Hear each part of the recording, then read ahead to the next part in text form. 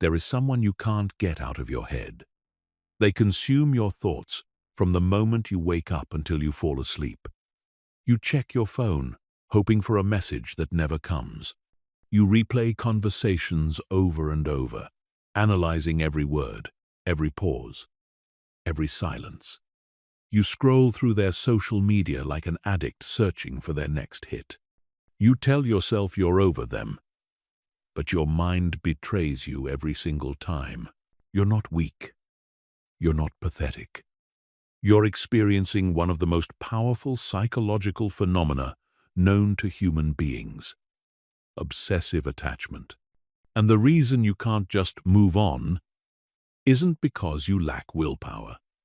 It's because your brain has been hijacked by a complex network of neurochemical reactions, evolutionary survival mechanisms, and deeply ingrained behavioral patterns that were designed to keep you bonded to another person. But here's what nobody tells you. Letting go isn't about forgetting someone. It's not about pretending they never mattered. It's about rewiring your brain, reclaiming your mental real estate, and rebuilding your identity as a complete person who doesn't need anyone else to feel whole. By the end of this guide, you will understand the exact psychological mechanisms that keep you trapped in obsessive thinking. You will have a step-by-step system for breaking the cycle of rumination and emotional dependency. You will learn how to rewire your brain for emotional freedom and build an unshakable sense of self that no one can take away from you. This isn't about getting over someone in a few days. This is about a complete mental and emotional transformation that will change how you approach relationships for the rest of your life. If you're ready to take back control of your mind and your life, let's begin. Chapter 1. The brutal truth about why you can't let go. The reason you can't stop thinking about them has nothing to do with love. I know that hurts to hear, but it's the truth you need to face if you ever want to be free. What you're experiencing isn't romantic devotion or deep connection. It's psychological addiction. Your brain doesn't know the difference between losing someone you love and losing access to a drug. When you become emotionally attached to another person, your brain releases a cocktail of neurotransmitters including dopamine, norepinephrine, and oxytocin. These chemicals create feelings of euphoria, obsession, and deep bonding. When that person is suddenly unavailable, your brain goes into withdrawal mode, desperately seeking its next fix. Think about it. When you were with them, how did you feel? Alive, electric, like you could conquer the world. When they gave you attention, you felt like you were flying. When they withdrew, you crashed harder than you ever thought possible. That's not love. That's addiction. You became addicted to the neurochemical high they provided. And now, you're going through withdrawal. But here's where it gets worse. Your addiction isn't just chemical, it's also behavioral. Every time you think about them, every time you check their social media, every time you replay a memory, you're reinforcing the neural pathways that keep you trapped. Your brain creates stronger and stronger connections to thoughts about this person, making it literally impossible to stop thinking about them through willpower alone. The evolutionary psychology behind this is simple but brutal. Thousands of years ago, if you lost your partner, you could die. You needed them for protection, resources, and survival. So your brain developed mechanisms to keep you desperately seeking reconnection with lost partners. The problem is, your ancient brain doesn't know you live in 2025. It thinks losing this person is a life or death situation. So, it floods your system with stress hormones, and obsessive thoughts designed to get you to fight for them back. Add to this the modern phenomenon of intermittent reinforcement. If this person gave you attention sporadically, unpredictably, your brain became even more addicted. Gambling addicts don't get hooked on winning every time. They get hooked on the unpredictability of winning. Your brain learned that sometimes this person would give you the neurochemical hit you craved, and sometimes they wouldn't. This created the strongest form of psychological conditioning possible. The fantasy bond is another layer of the trap. You didn't just become attached to who this person actually was. You became attached to who you imagined they could be, to the potential you saw in them, to the version of them that existed only in your mind. You're not just grieving a real person. You're grieving a fantasy. And fantasies are much harder to let go of because they can't disappoint you with reality. Finally, there's the trauma bond. If this relationship involved emotional highs and lows, push and pull dynamics, moments of intense connection followed by distance or rejection, your brain may have formed what psychologists call a trauma bond. These bonds are actually stronger than healthy attachments because they trigger your nervous system's survival responses. Your brain becomes convinced that this chaotic, unpredictable person is essential for your survival. Understanding these mechanisms is crucial because it means your inability to let go isn't a personal failing. It's a normal response to abnormal psychological conditioning. But now that you know what you're dealing with, you can start the process of breaking free. Chapter 2. The Obsessive Mind. How your brain gets hijacked. Your brain has been turned against you. Every thought, every memory, every desperate hope that maybe things could work out is not random. It's the result of specific neural networks that have been strengthened through repetition and emotional intensity. To break free, you need to understand exactly how your mind became your prison. The default mode network is the part of your brain that activates when you're not focused on a specific task. It's responsible for mind-wandering, self-reflection, and rumination. In a healthy brain, the default mode network helps you process experiences and plan for the future. In an obsessively attached brain, it becomes a torture device that replays the same thoughts about one person over and over again. Every time you think about this person, you strengthen what neuroscientists call a neural pathway.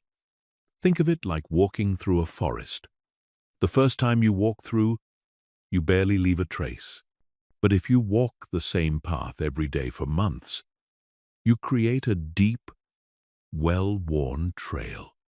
Your thoughts about this person have created a superhighway in your brain. Your mind automatically defaults to this path because it's the strongest, most developed route. The anterior cingulate cortex, the part of your brain responsible for monitoring conflicts and errors, becomes hyperactive when you're separated from someone you're attached to. It literally treats the absence of this person as an error that needs to be corrected. This is why you feel like something is fundamentally wrong when they're not in your life. Your brain is screaming that there's a problem that needs to be fixed. Dopamine, the neurotransmitter associated with seeking and craving, floods your system every time you think about them. But here's the cruel irony.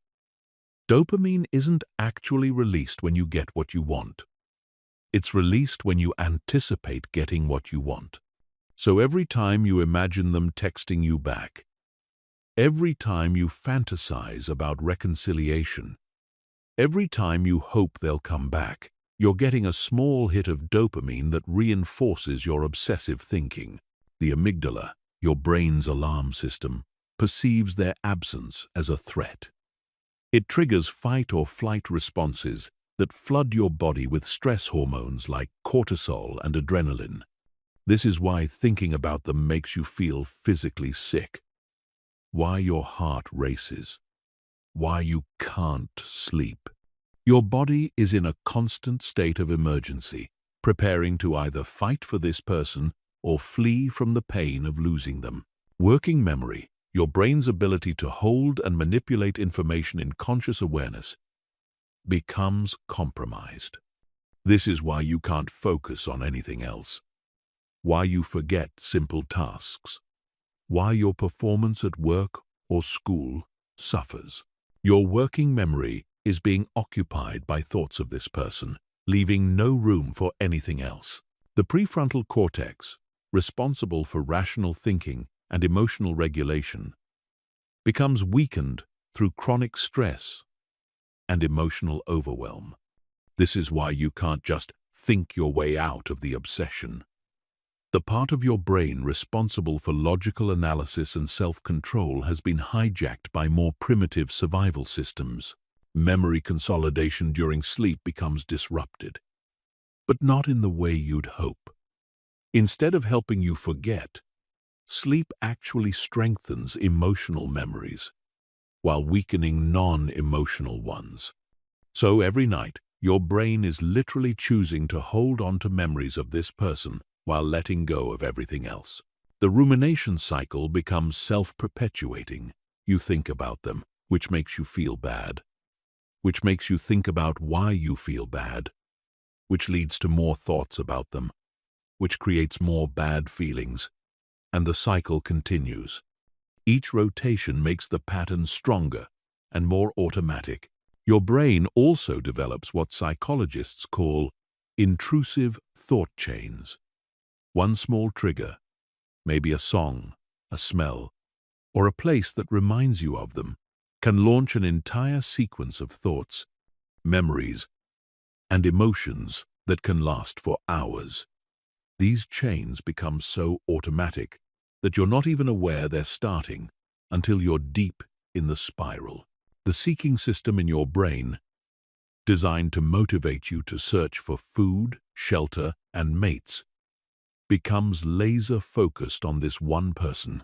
This system is incredibly powerful because it's tied to survival.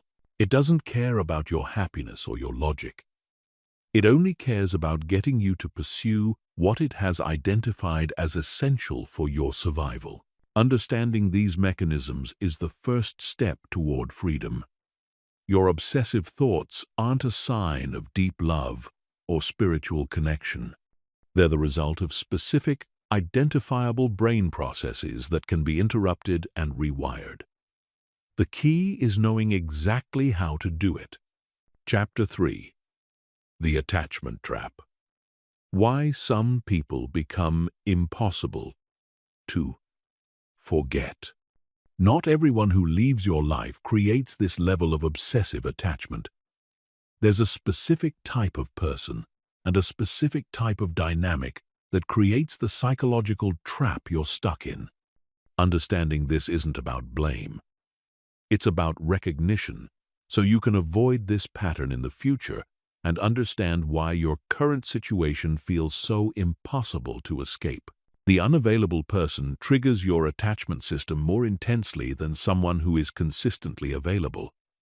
Your brain is wired to work harder for uncertain rewards.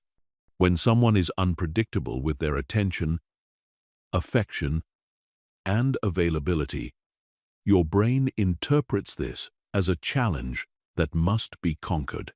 The uncertainty activates your seeking system and makes you more obsessed, not less. Intermittent reinforcement is the most powerful form of psychological conditioning. It's the same principle that makes gambling addictive.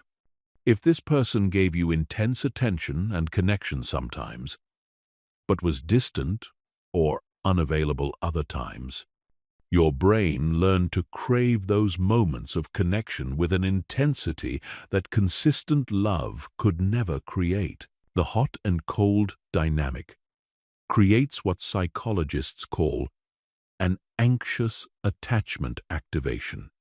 When someone is warm and close, your attachment system relaxes. When they become cold or distant, your attachment system goes into overdrive, flooding your brain with stress hormones and obsessive thoughts designed to restore closeness. If this person was consistently hot and cold, your brain learned to be in a constant state of attachment anxiety. Emotional highs and lows create stronger memories than steady, consistent experiences. The human brain is designed to pay attention to dramatic changes in emotional state because they might signal danger or opportunity. If your relationship was full of intense highs and devastating lows, these experiences are burned into your memory with much greater intensity than a stable, loving relationship would be. The idealization trap occurs when someone shows you just enough of their potential to make you believe you've seen their true self, but not enough consistency to prove it's real. You fell in love not with who they actually were, but with who you glimpsed they could be in their best moments. This creates an addiction to potential rather than reality. Future faking is a pattern where someone talks about future plans, dreams, and commitments they have no intention of following through on. If this person painted pictures of a future together, made promises about changes they would make, or talked about the relationship you could have if only certain conditions were met, your brain became attached to a future that was never real. The trauma bonding effect occurs when someone alternates between being a source of comfort and a source of stress. Your brain becomes confused about whether this person is safe or dangerous. So it creates an incredibly strong bond as a survival mechanism. If you found yourself making excuses for their behavior, feeling like you needed to save them, or believing that your love could change them, you may have formed a trauma bond. Breadcrumbing behavior, where someone gives you just enough attention to keep you hoping but never enough to feel secure, creates a state of chronic uncertainty that your brain tries to resolve through obsessive thinking. Every small gesture, every brief text, every moment of attention becomes magnified because your brain is desperately looking for signs that this person might become available. The rescue fantasy is particularly powerful. If this person had problems, struggles, or pain that you felt you could help with, your brain may have become attached to the idea of being their savior. This creates a sense of purpose and meaning that feels larger than just romantic attraction. You're not just losing a person. You're losing your identity as someone who could save them. Shared trauma or intense experiences create powerful bonding. If you went through significant challenges together, shared deep vulnerabilities, or experienced intense emotions in each other's presence, your brain may have formed what feels like a soul-deep connection. These bonds feel more significant than regular relationships because they involve shared survival experiences. The scarcity principle makes anything that's hard to get seem more valuable. If this person was selective with their attention, hard to pin down, or had many other options, your brain interpreted their attention as more precious than someone who was consistently available. You became attached not just to them, but to the feeling of being chosen by someone who rarely chooses anyone. Projection and fantasy amplification occur when you project your own capacity for love, loyalty, and depth onto someone who hasn't demonstrated those qualities consistently. You assume they feel as deeply as you do, that they're as affected by the connection as you are, that they're just afraid or confused, rather than genuinely uninterested. Understanding these dynamics helps you realize that your intense attachment wasn't necessarily based on a deep, mutual connection. It was based on psychological patterns that create artificial intensity and obsessive bonding. This person became impossible to forget, not because they were perfect for you, but because they triggered specific psychological vulnerabilities that made you feel like you needed them to survive. Chapter 4. The Cost of Obsessive Attachment.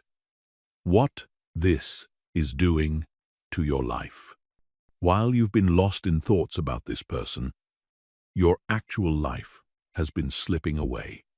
The cost of obsessive attachment isn't just emotional pain, it's the systematic destruction of your potential, your opportunities, your relationships, and your sense of self.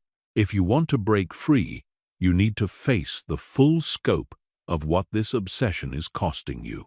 Your cognitive capacity is being hijacked. The human brain has limited processing power, and when a significant portion is dedicated to thinking about one person, everything else suffers.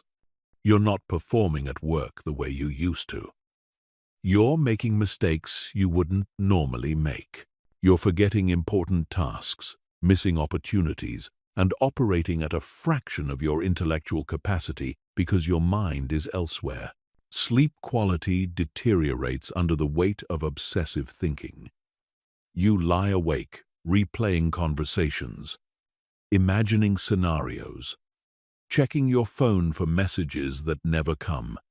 When you finally do fall asleep, your dreams are filled with them. You wake up exhausted, not from physical exertion, but from the emotional marathon your mind runs every night. Chronic sleep deprivation affects every aspect of your health. From your immune system to your emotional regulation, your social connections are withering. Friends get tired of hearing about the same person over and over again. You cancel plans because you're hoping they might reach out. You turn down social opportunities because you're afraid of missing their call or text. You become emotionally unavailable to the people who actually care about you because you're saving all your emotional energy for someone who isn't even present in your life. Physical health begins to decline under chronic stress. Your immune system weakens from the constant flood of stress hormones. You might develop headaches, stomach problems, muscle tension, or other physical symptoms that are directly related to your emotional state. You stop taking care of yourself properly, skipping meals, avoiding exercise, neglecting basic self-care because you're too preoccupied to focus on your own well-being. Professional opportunities slip by unnoticed.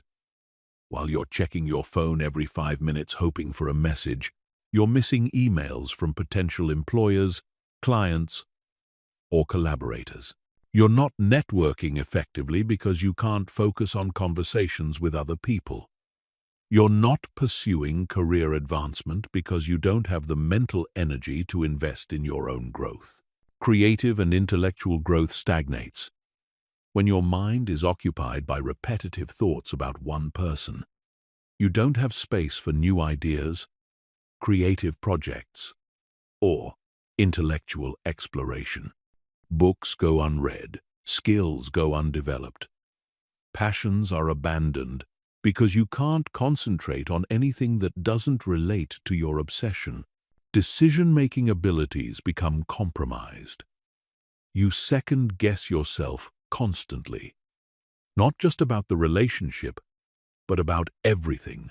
The uncertainty and rumination spill over into every area of your life. You become indecisive about career moves, living situations, financial decisions, and other important choices. Because your brain is stuck in analysis paralysis mode, self-esteem erodes gradually. Every day that passes without contact from them feels like confirmation that you're not valuable enough, not interesting enough, not worthy of love. You begin to internalize rejection as evidence of your own inadequacy, rather than recognizing it as incompatibility or their own issues. Future relationships become poisoned by comparison. Even when you do meet someone new, you can't be present with them because you're constantly comparing them to your obsession. You sabotage potential connections because nobody can compete with the idealized version of someone you've created in your mind. Financial resources may be wasted on attempts to get their attention or maintain connections to them. You might find yourself spending money on things you think they'd like, on gifts you never give them, on activities you think might interest them, or on maintaining appearances in case you run into them. Personal goals and dreams are put on hold indefinitely. That trip you wanted to take, that degree you wanted to pursue, that business you wanted to start, that hobby you wanted to develop, everything waits while you remain emotionally unavailable to your own life. Years can pass this way, with your actual dreams gathering dust while you chase a fantasy. Emotional regulation skills deteriorate. You become reactive to small triggers, moody and unpredictable in your other relationships, unable to manage normal stress and challenges because all your emotional resources are being drained by your obsession. Your identity becomes completely wrapped up in thoughts of this other person. You lose touch with who you were before them, what you wanted before them, what made you happy before them. Your sense of self becomes so dependent on them that you forget you ever existed as a complete person without them. Time, your most precious and non-renewable resource, is being squandered on thoughts that serve no purpose except to keep you trapped in pain. Every hour spent ruminating, analyzing, hoping, and waiting is an hour you'll never get back. An hour that could have been spent building the life you actually want. This isn't sustainable. Your life is happening now, not in some imaginary future where they come back and everything works out perfectly. Every day you spend trapped in obsessive thoughts about someone who isn't thinking about you is a day stolen from your actual existence. The cost is too high, and it's time to start calculating what you've lost so you can begin the process of getting your life back. Chapter 5. The Identity Crisis: How Losing Them Feels Like Losing Yourself. The reason letting go feels impossible isn't just because you miss them. It's because somewhere along the way, you stopped existing as an individual and became half of a whole. Your identity became so intertwined with them, with the relationship, with the hope of being with them, that losing them feels like losing yourself. This is the deepest level of the trap, and understanding it is crucial for your freedom. Before you met them, you had a sense of who you were. You had interests, goals, dreams, and a personality that existed independently of anyone else.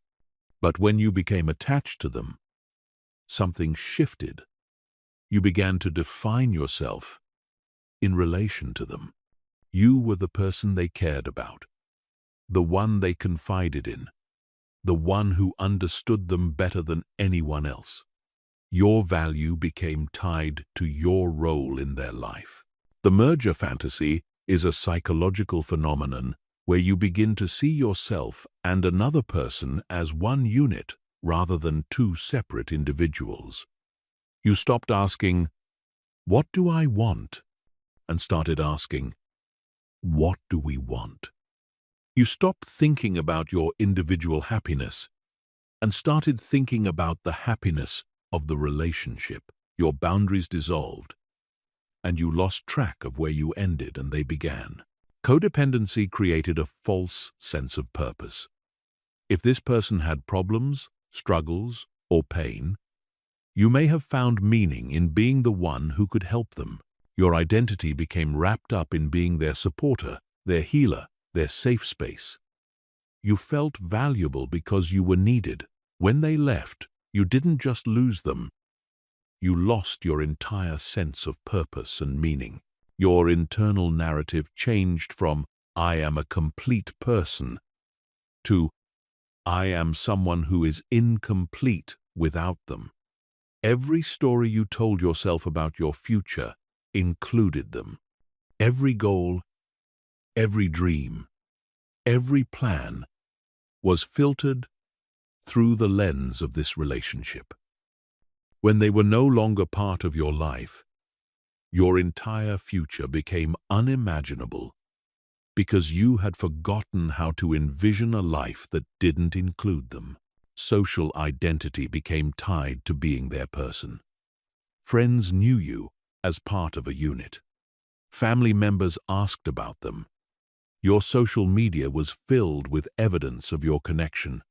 When the relationship ended, you not only had to grieve the loss of them, but also the loss of your social identity. You went from being the couple to being the single one. And that shift felt like losing a fundamental part of who you were. Your emotional regulation system became dependent on them. Instead of learning to soothe yourself, celebrate your own achievements, or find internal sources of happiness, you became reliant on their presence, their approval, their attention for emotional stability. They became your external emotional regulation system. So when they left, you literally didn't know how to feel okay without them. The future fantasy became more real than the present reality. You spent so much time imagining your life with them, planning hypothetical scenarios, creating detailed mental pictures of your future together, that these fantasies felt more real and compelling than your actual present moment experience. Losing them meant losing not just a person but an entire imagined future that had become central to your identity.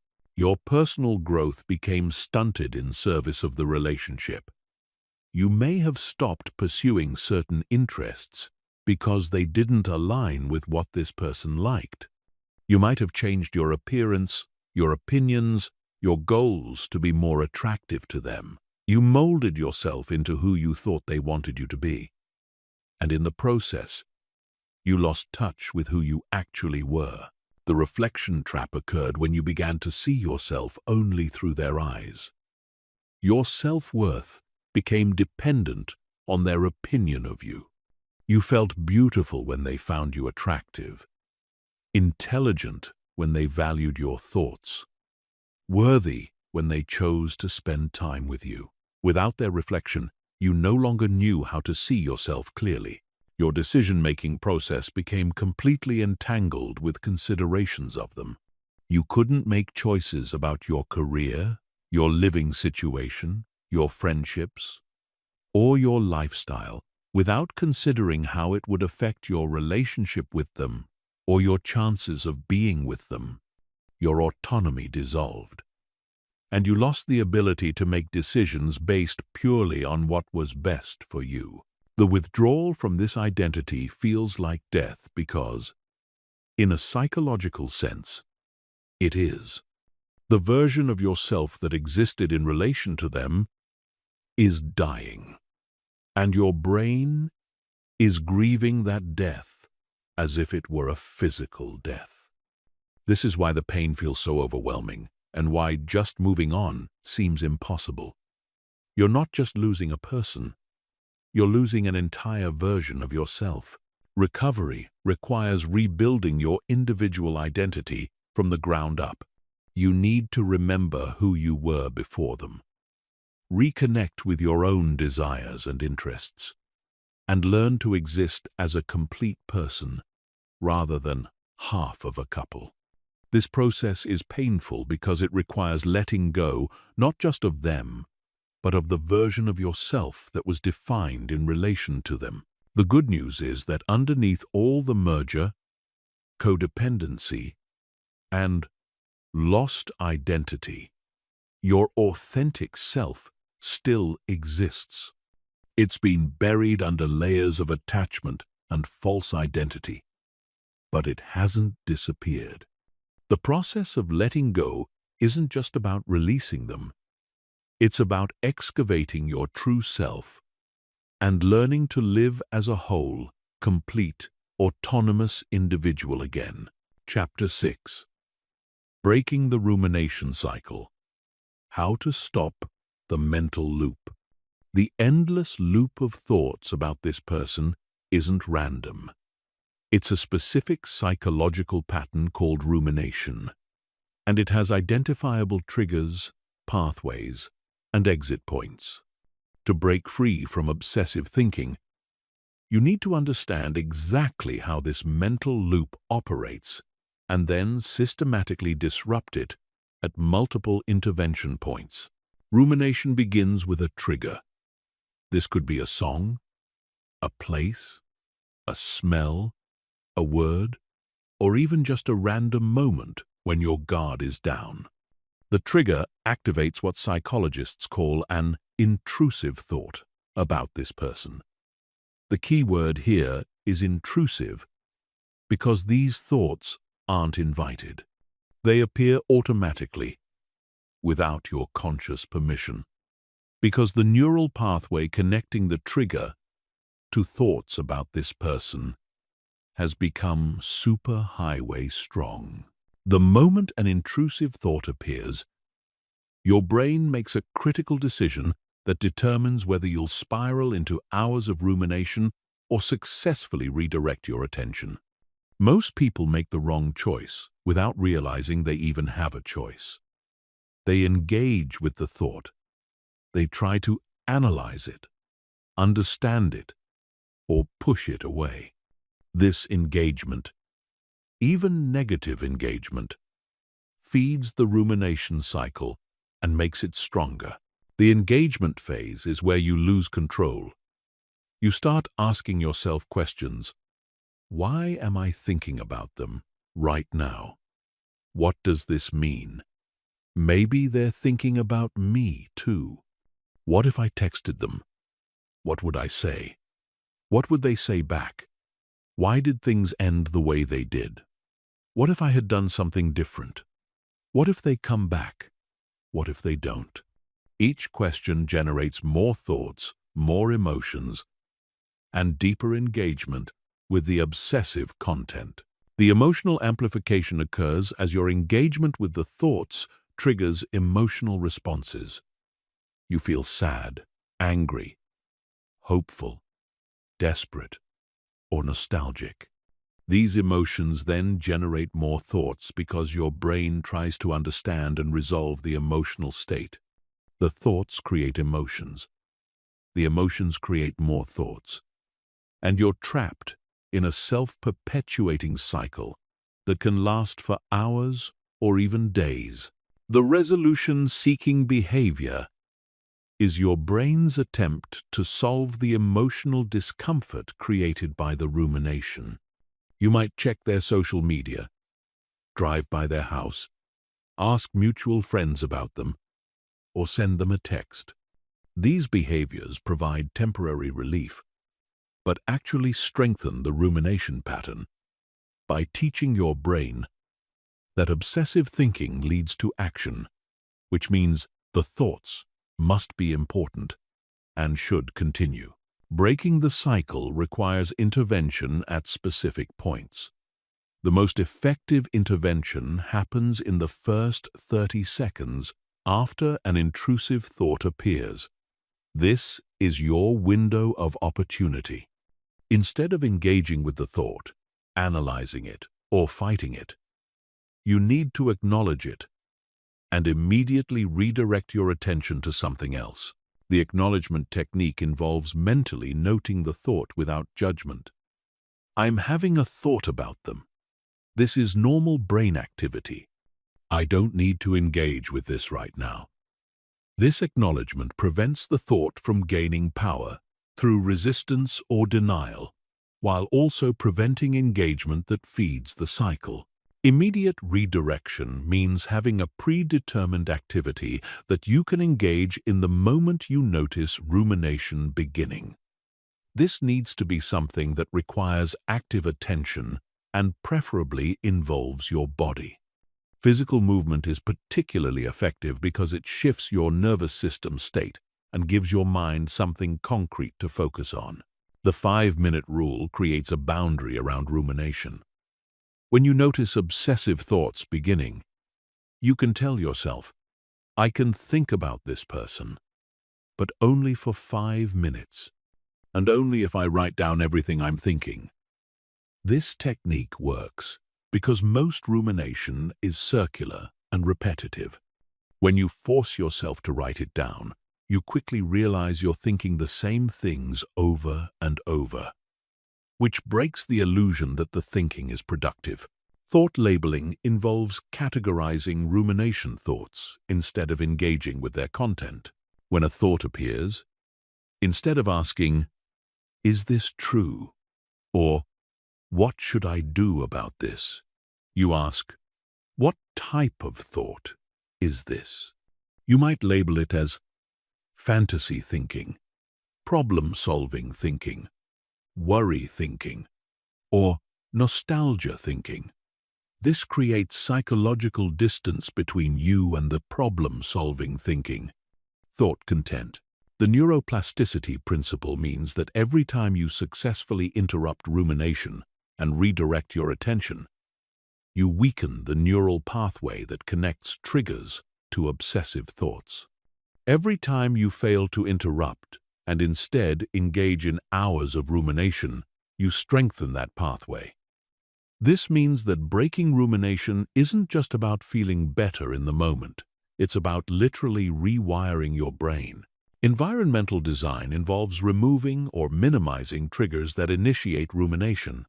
This might mean unfollowing them on social media, avoiding certain places, changing your route to work, or removing items from your environment that remind you of them.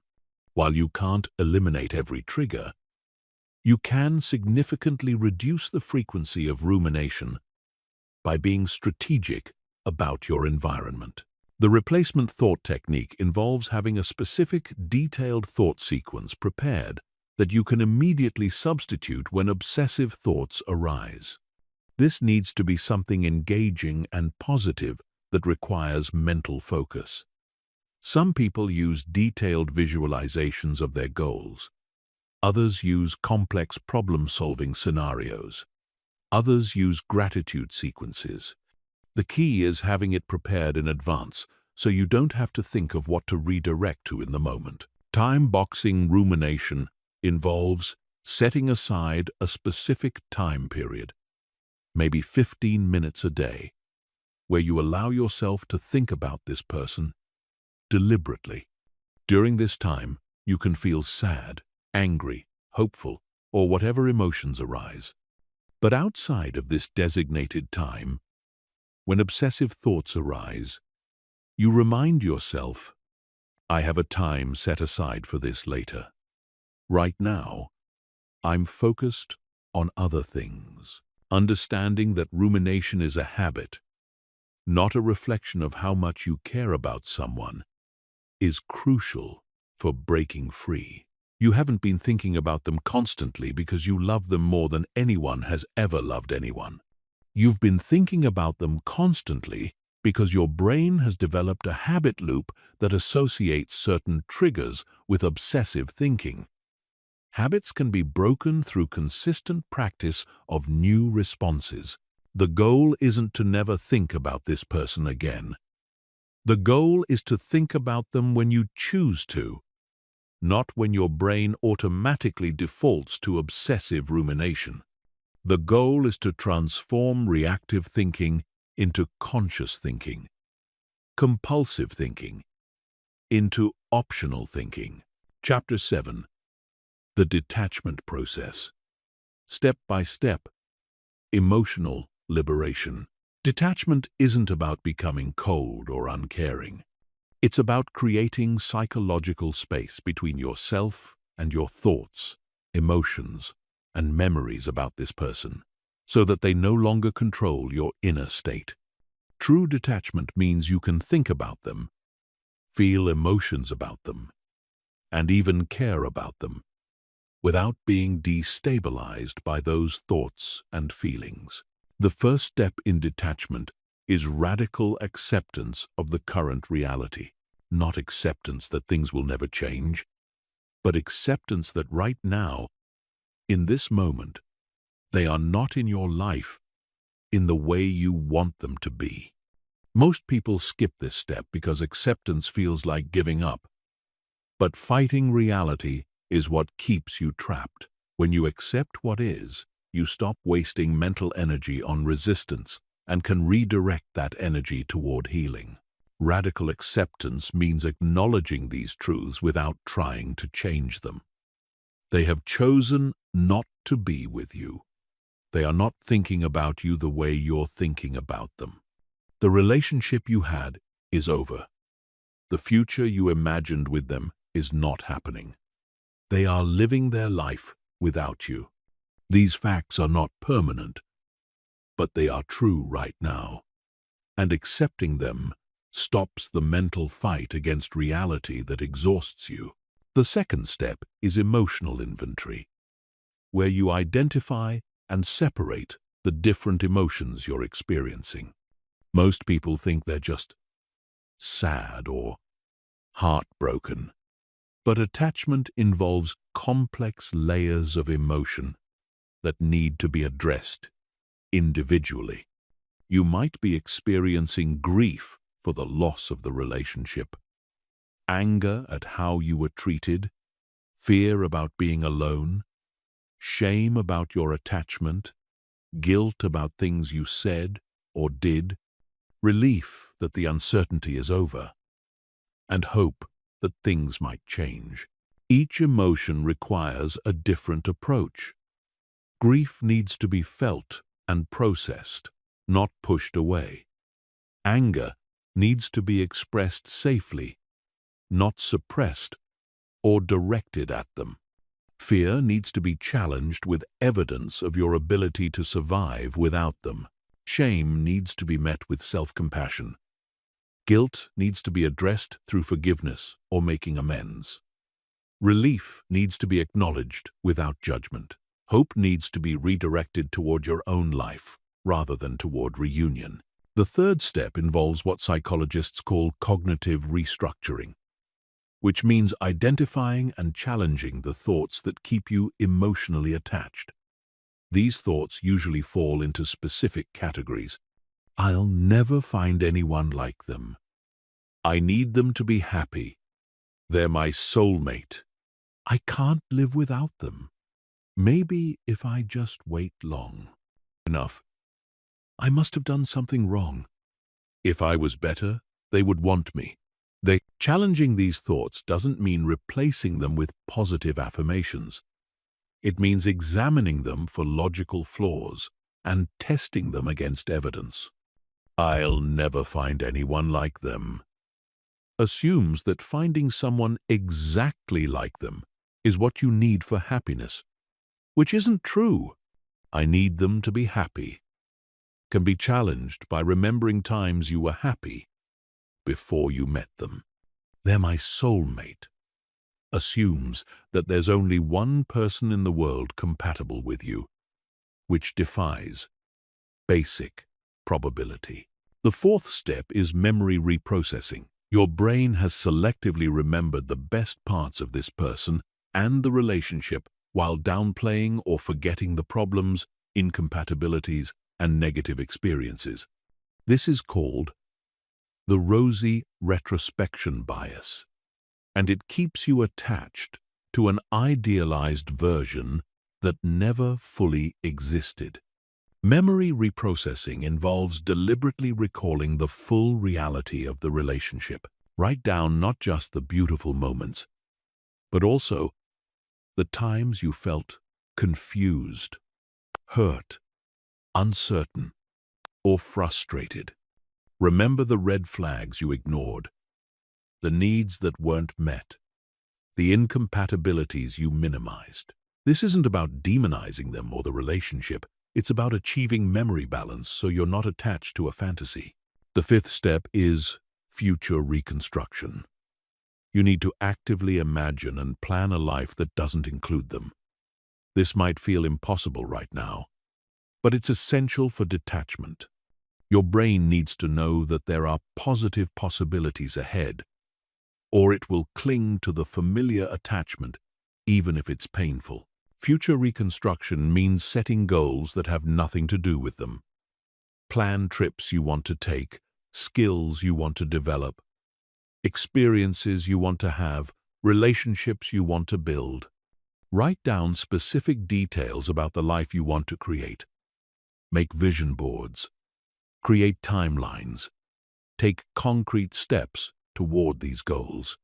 The more real and compelling your independent future becomes, the easier it is to detach from a future that includes them. The sixth step involves what attachment theorists call internalization of security. Throughout your attachment to this person, you've been seeking security, validation, and worth through them. Detachment requires learning to provide these things for yourself internally rather than seeking them externally from others. This means developing a practice of self-validation, where you acknowledge your own thoughts, feelings, and experiences without needing them confirmed by someone else. It means building security through your own achievements, relationships, and self-care rather than through romantic attachment. It means finding worth in your inherent value as a human being rather than in being chosen by a particular person. The seventh step is energetic withdrawal, which involves consciously redirecting the mental and emotional energy you've been sending toward this person back toward your own life. Every time you think about them, worry about them, hope for them, or send them mental messages, you're sending your energy in their direction. Detachment requires pulling that energy back and investing it in yourself. This might involve visualization exercises where you imagine golden threads connecting you to them and consciously cutting those threads. It might involve meditation practices where you breathe in energy and strength and breathe out attachment and longing. It might involve physical rituals like writing letters you don't send and then burning them, or removing items that remind you of them from your living space. The eighth step is social detachment, which means changing how you talk and think about this person in social contexts. Stop telling the story of your attachment to friends and family. Stop asking mutual friends about them. Stop positioning yourself to accidentally run into them. Stop checking their social media or keeping track of their activities. Each of these behaviors reinforces your attachment and prevents detachment.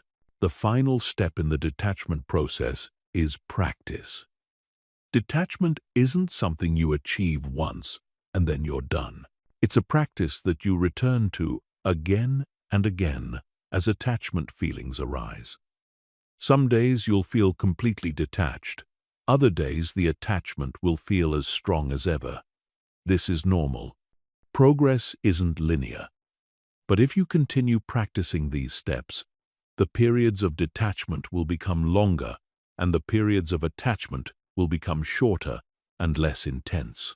Detachment is complete when you can think about this person with the same emotional neutrality you feel when thinking about an old friend you haven't seen in years. You can wish them well without needing to know how they're doing. You can remember good times without wanting to recreate them. You can acknowledge that you cared about them without that caring destabilizing your present moment peace. Chapter 8. Rewiring your neural pathways. The science of emotional freedom. Your brain has created superhighways of neural connections that automatically link thousands of triggers to thoughts about this person.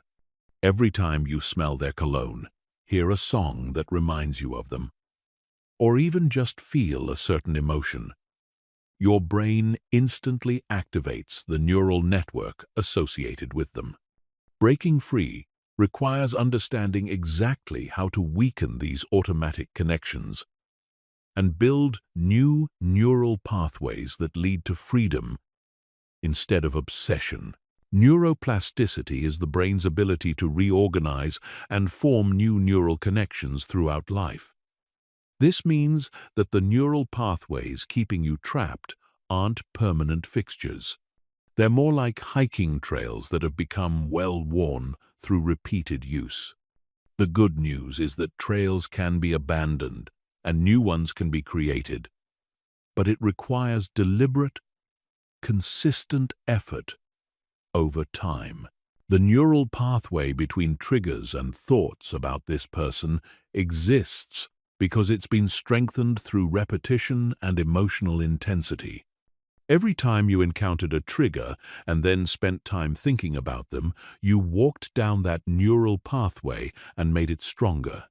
Every time you felt intense emotion while thinking about them, you added what neuroscientists call myelin to the pathway, making it faster and more automatic. Breaking these pathways requires what psychologists call deliberate practice of new responses. This means consciously choosing a different mental or behavioral response every time you encounter a trigger, even when your brain automatically wants to default to thoughts about them. The key is consistency. Missing one or two opportunities to practice new responses won't ruin your progress.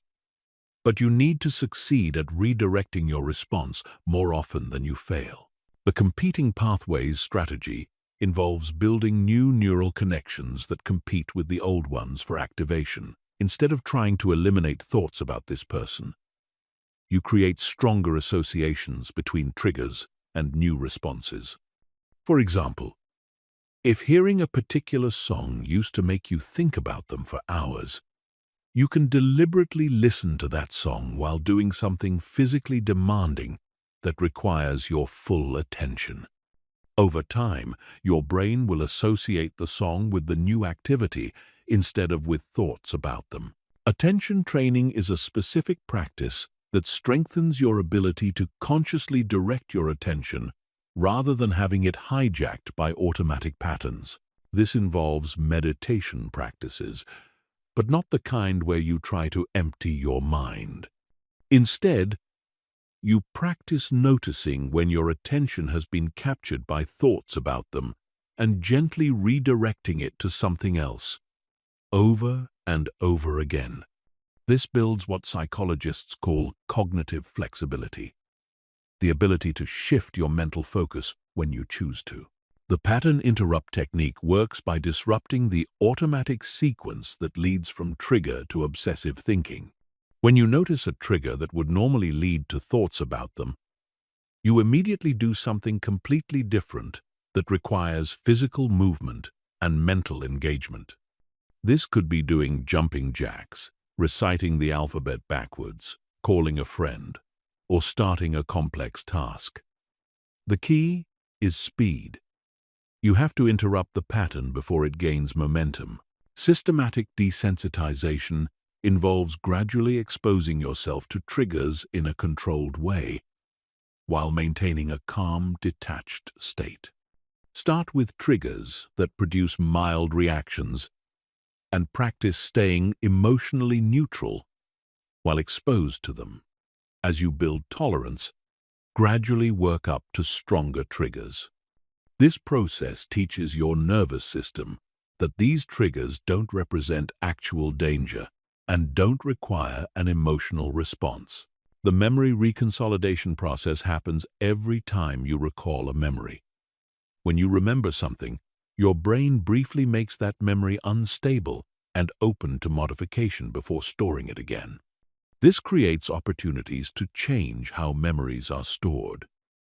Instead of recalling memories about them while feeling intense emotion, practice recalling the same memories while in a calm, detached state. Over time, this changes how your brain categorizes and responds to these memories. Cognitive load training involves deliberately overloading your working memory when intrusive thoughts appear. Working memory is your brain's temporary workspace, and it has limited capacity. When obsessive thoughts arise, immediately engage in a mental task that uses all available working memory. Count backwards from 100 by 7s. Name all the countries you can think of that start with S. Or visualize yourself rearranging the furniture in your room in detail. This leaves no mental space for rumination. The replacement visualization technique involves creating a detailed, positive mental scene that you can immediately access when triggers arise. This scene should be completely unrelated to them and should generate feelings of peace, excitement, or motivation.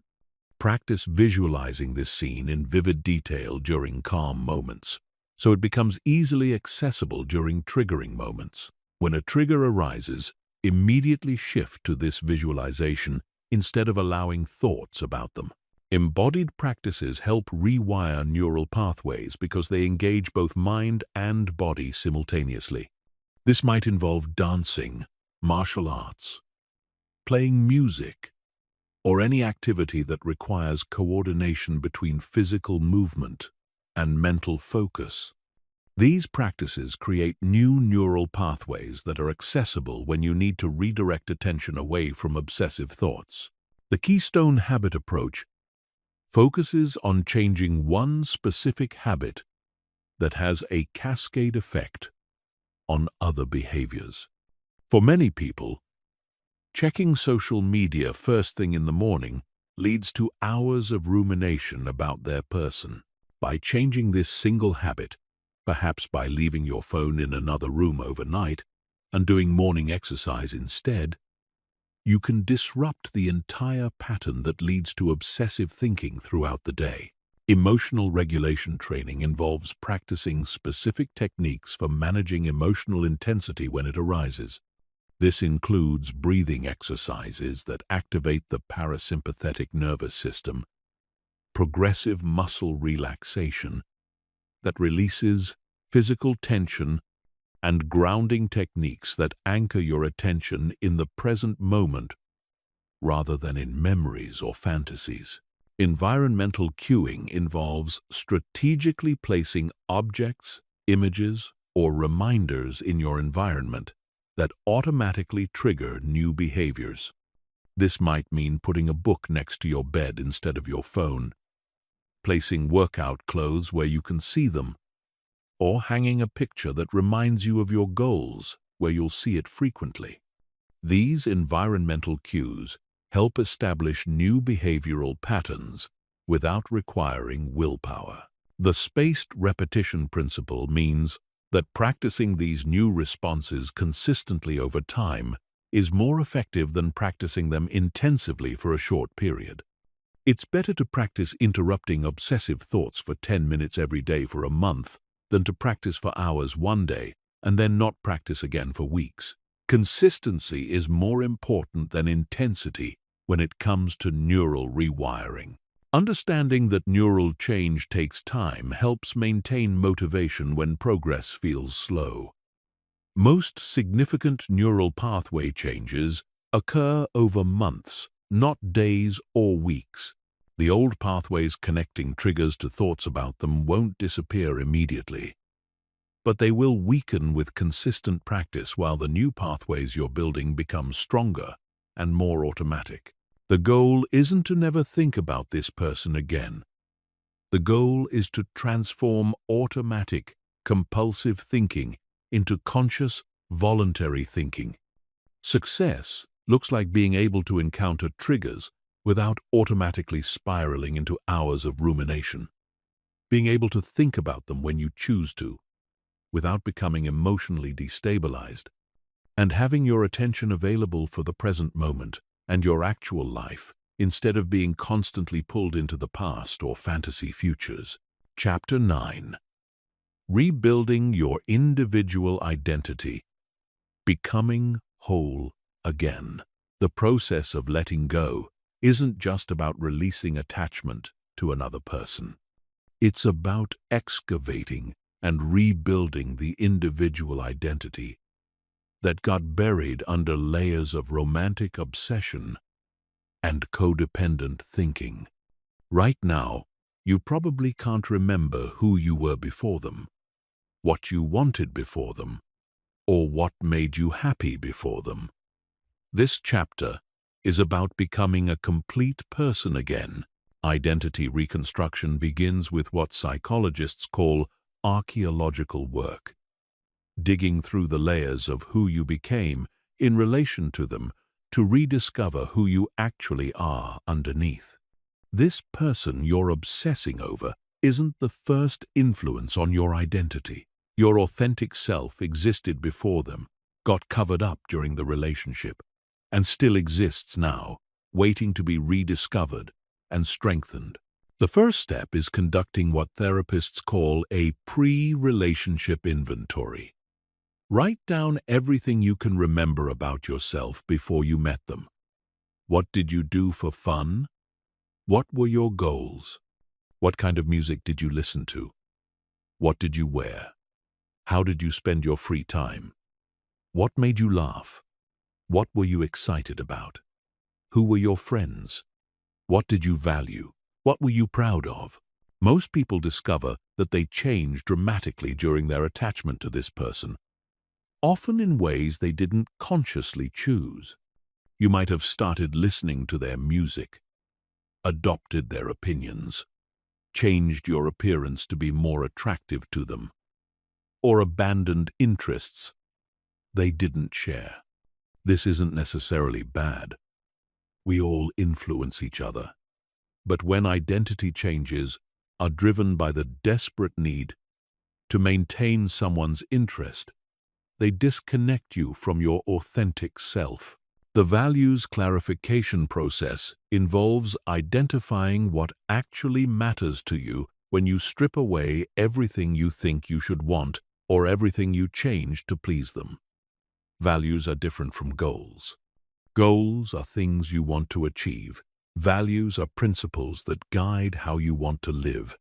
Common values include freedom, creativity, security, adventure, connection, growth, contribution, and authenticity.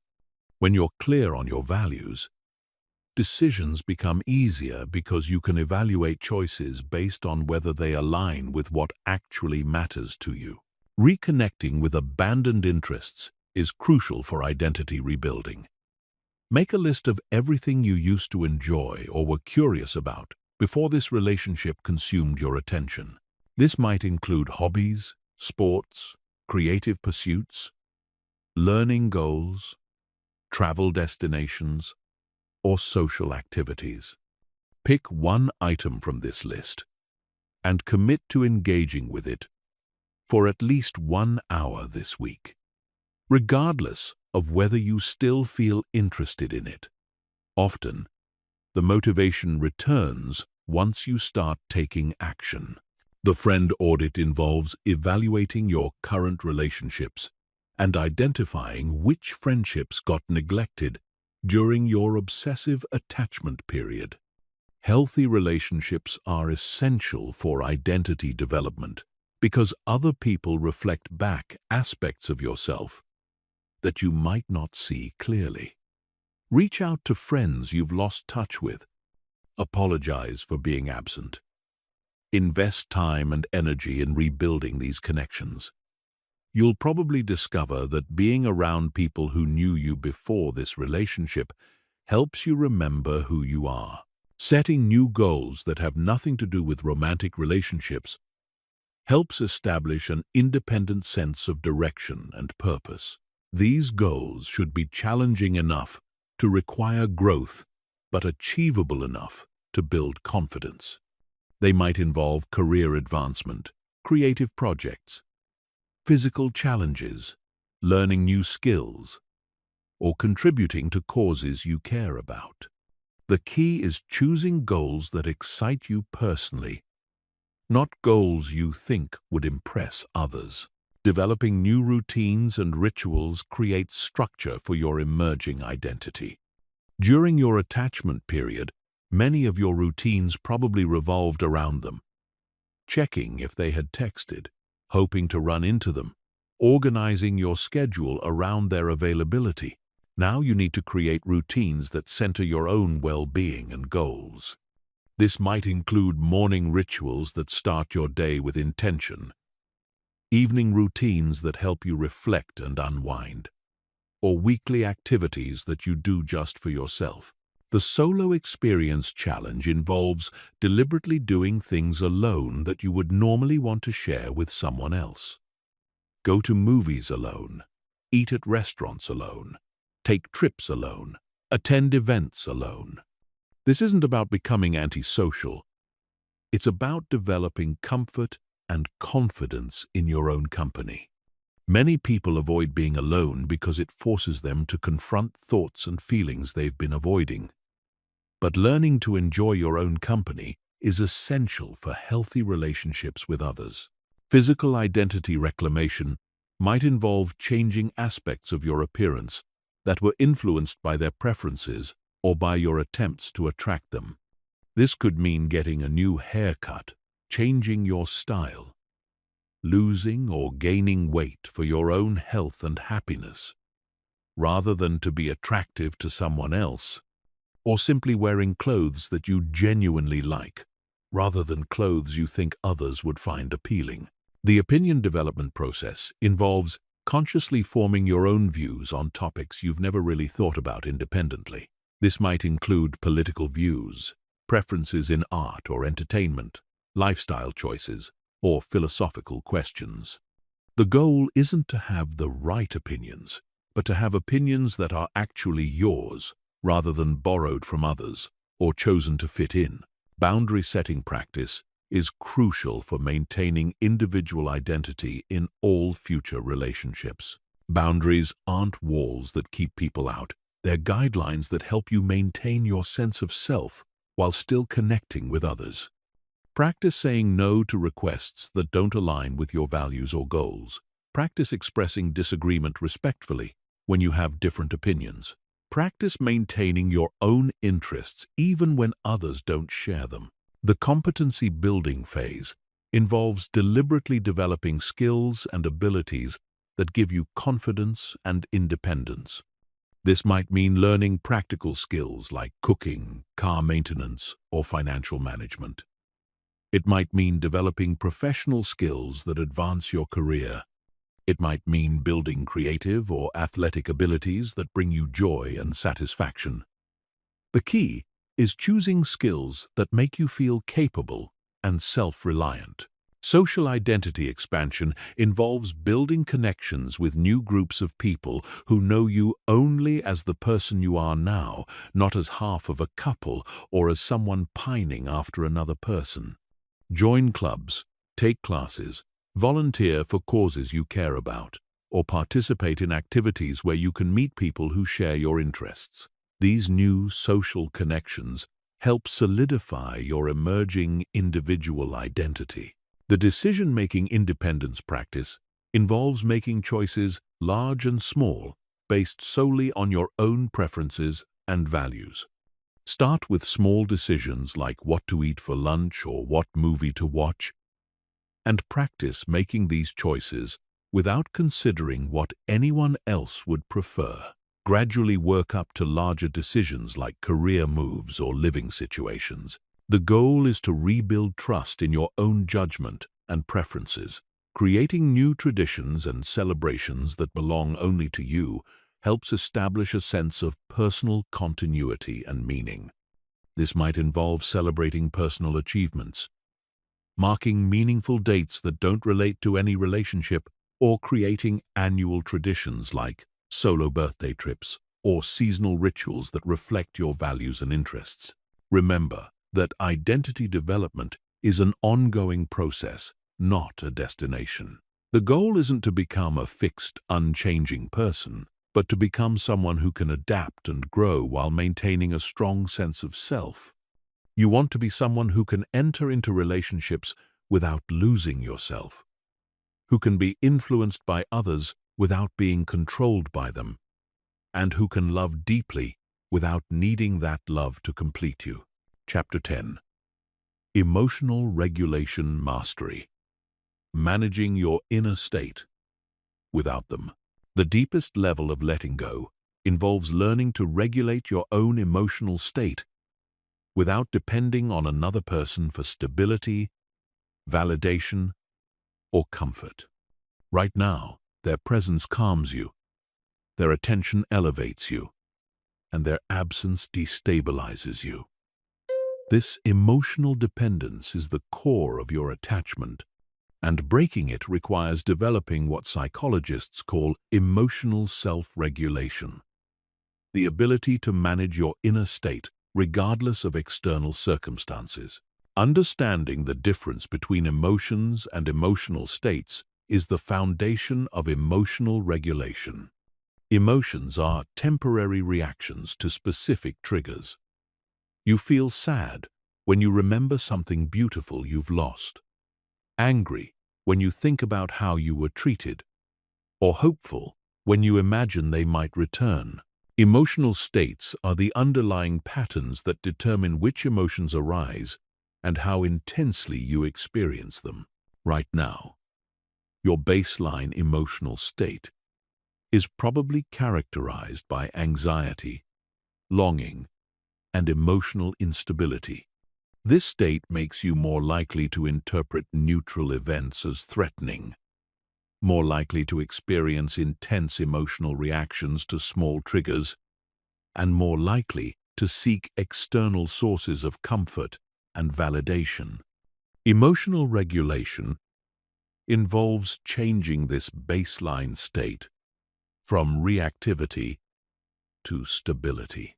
The Nervous System Foundation explains why emotional regulation feels so difficult right now. Your autonomic nervous system has three basic states: sympathetic activation, fight or flight; parasympathetic activation, rest and digest; and dorsal vagal shutdown, collapse and disconnection. Attachment, trauma, and obsessive longing keep your nervous system stuck in sympathetic activation, which means you're constantly in a state of emergency, even when there's no actual threat. Shifting from sympathetic dominance to parasympathetic dominance requires specific practices that signal safety to your nervous system. Deep breathing exercises that emphasize long exhales activate the parasympathetic nervous system. Progressive muscle relaxation teaches your body how to release chronic tension. Cold exposure through cold showers or ice baths can reset nervous system patterns. Regular exercise helps discharge excess activation and restore balance. The emotional granularity practice involves developing a more sophisticated vocabulary for your internal experiences. Instead of just feeling bad or sad, learn to identify specific emotions: grief, disappointment, anxiety, shame, anger, loneliness, fear, or overwhelm. Each emotion carries different information and requires different responses. You can't regulate emotions you can't accurately identify. Cognitive reappraisal is a technique that involves changing how you interpret situations to change how you feel about them. Instead of interpreting their lack of contact as evidence that you're unlovable, you can reinterpret it as evidence that you're incompatible or that they're not capable of the kind of relationship you want. The facts don't change, but your emotional response to them can shift dramatically based on how you frame them. The container visualization technique helps manage overwhelming emotions without being consumed by them. When intense feelings arise, imagine placing them in a strong container, a box, a vault, or a safe place. You're not denying or suppressing the emotions. You're containing them so they don't flood your entire system. You can tell yourself, this feeling is real and valid, but I don't need to be overwhelmed by it right now. I'm putting it in a safe place where I can return to it when I'm ready. Emotional surfing involves riding emotional waves instead of fighting them or being overwhelmed by them. Emotions, even intense ones, have natural rhythms. They arise, peak, and then naturally subside. if you don't interfere with the process. When you feel a strong emotion, instead of trying to make it stop or feeding it with more thoughts, practice observing it with curiosity. Notice how it feels in your body, how it changes over time, and how it eventually passes. The opposite action technique comes from dialectical behavior therapy and involves acting opposite to what your emotions urge you to do when those urges aren't helpful. If you feel sad and want to isolate, practice connecting with others. If you feel angry and want to lash out, practice being gentle. If you feel desperate and want to contact them, practice engaging in self-care activities instead.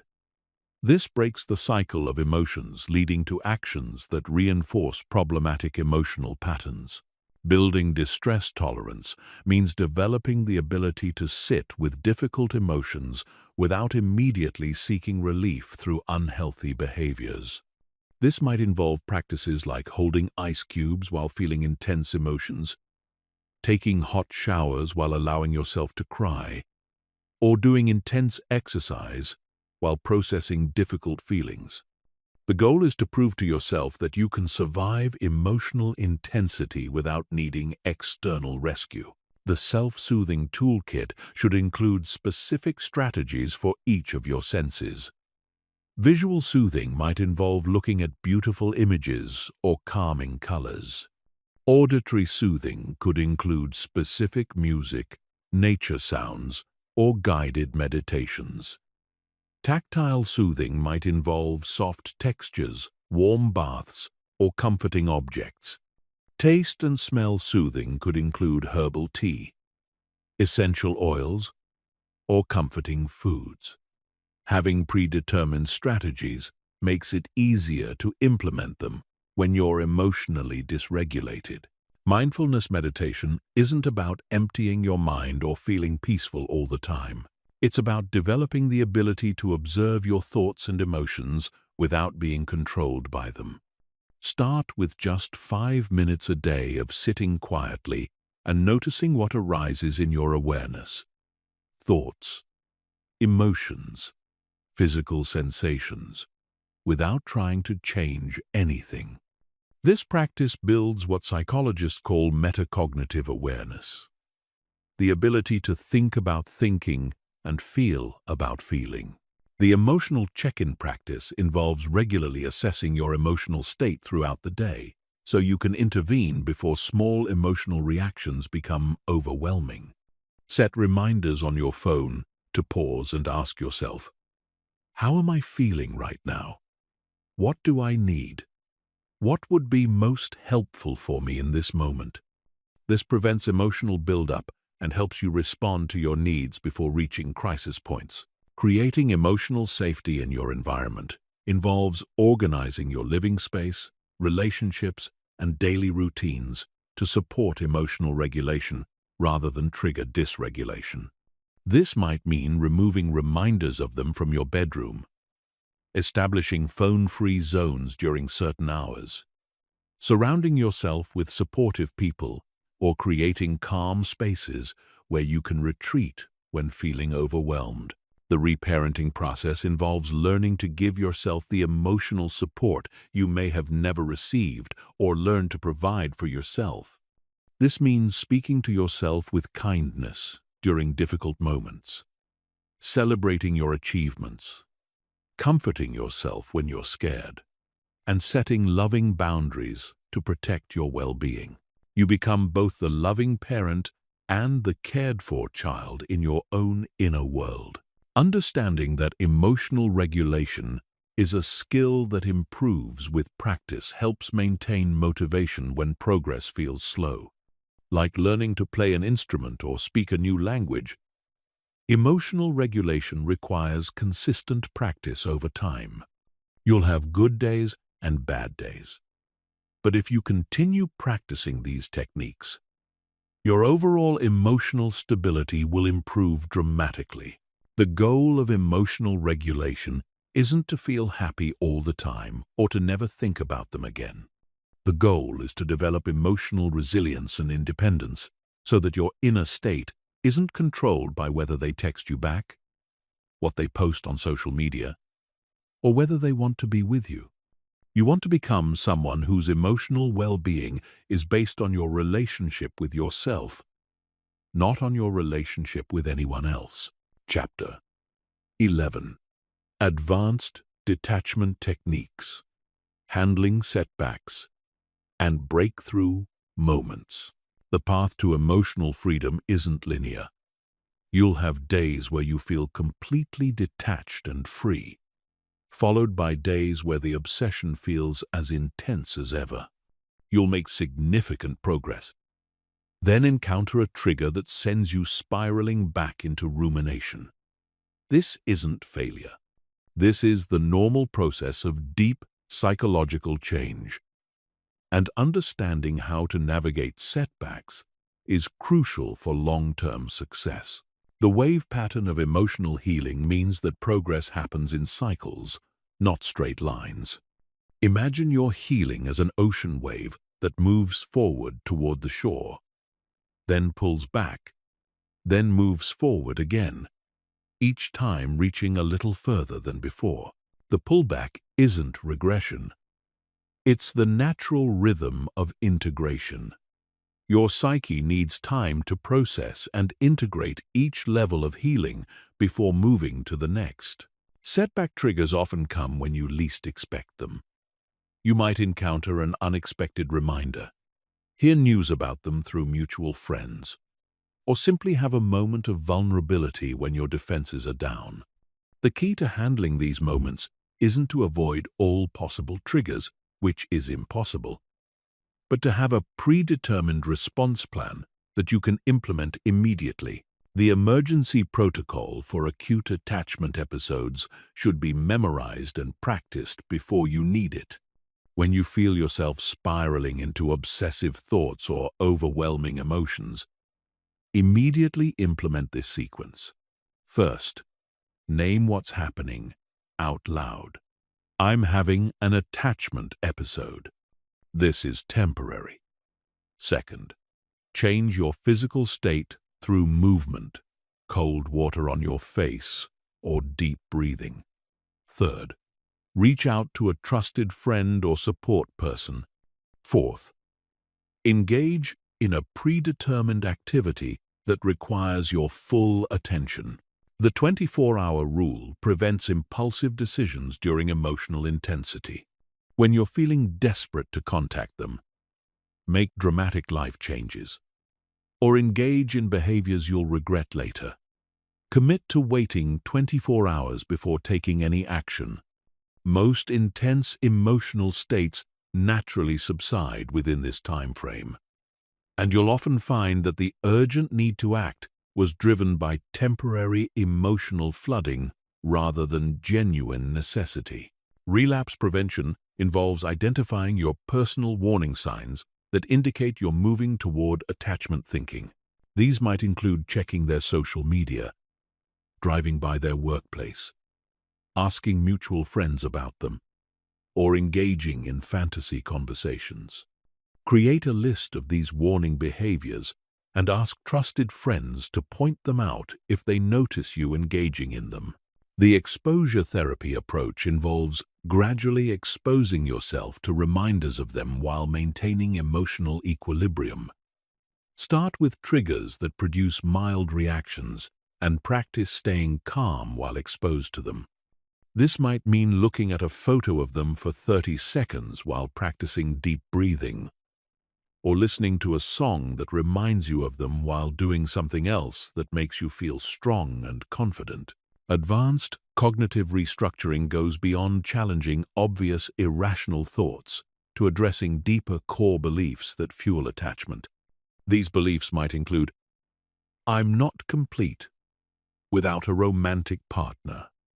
If someone leaves me, it means I'm not worthy of love. Or, I need to be needed to have value. These beliefs are often formed in childhood and require deeper work to address and change.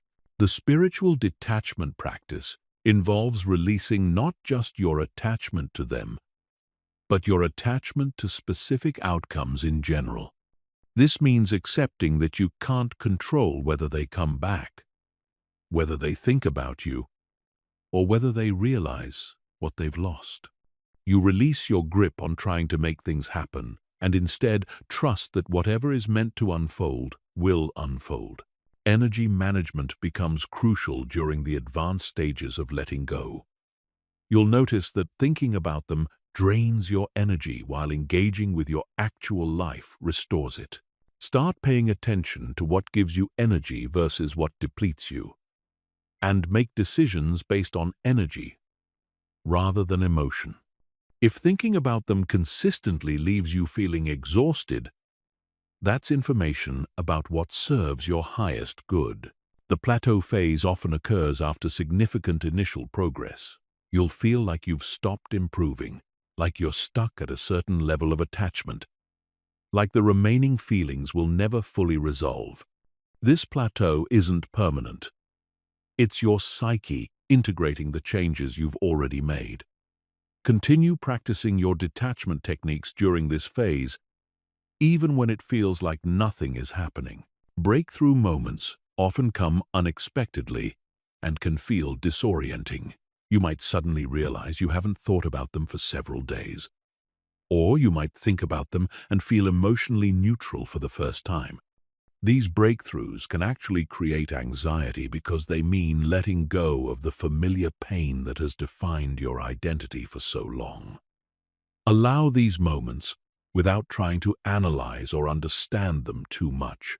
The witness consciousness technique involves developing the part of you that can observe your attachment feelings without being consumed by them. When obsessive thoughts arise, instead of fighting them or engaging with them, practice watching them from a place of detached curiosity. You might think, interesting, I'm having thoughts about them right now. I wonder what triggered this. I notice these thoughts create sadness in my chest. This witnessing creates space between you and your thoughts. Seasonal and cyclical patterns often emerge in the letting go process. You might notice that certain times of year, certain days of the week, or certain times of day are more difficult than others. Instead of being surprised by these patterns, plan for them. If Sundays are particularly difficult, create meaningful Sunday rituals. If the anniversary of when you met approaches, plan something special for yourself during that time. The integration challenge involves incorporating the lessons from this attachment experience into your understanding of yourself and relationships without becoming cynical or closed off. What did this experience teach you about your needs, your patterns, your values, and your boundaries? How can you use this knowledge to create healthier relationships in the future? Advanced self-compassion practices become essential when dealing with setbacks. Instead of judging yourself for having difficult days or experiencing attachment feelings, practice treating yourself with the same kindness you would show a good friend going through a difficult time. Remember that letting go of someone you care deeply about is one of the most challenging psychological tasks a human being can undertake. The commitment renewal process involves regularly recommitting to your healing and growth, especially during difficult periods. This isn't about forcing yourself to feel differently, but about recommitting to the practices and choices that support your freedom and well-being. Some days, you'll need to renew this commitment multiple times. Understanding that complete detachment may take months or even years helps maintain realistic expectations. This isn't about being weak or doing something wrong. It's about respecting the depth of human attachment and the time required for genuine psychological change. Progress is measured not just by how often you think about them, but by how those thoughts affect you when they arise.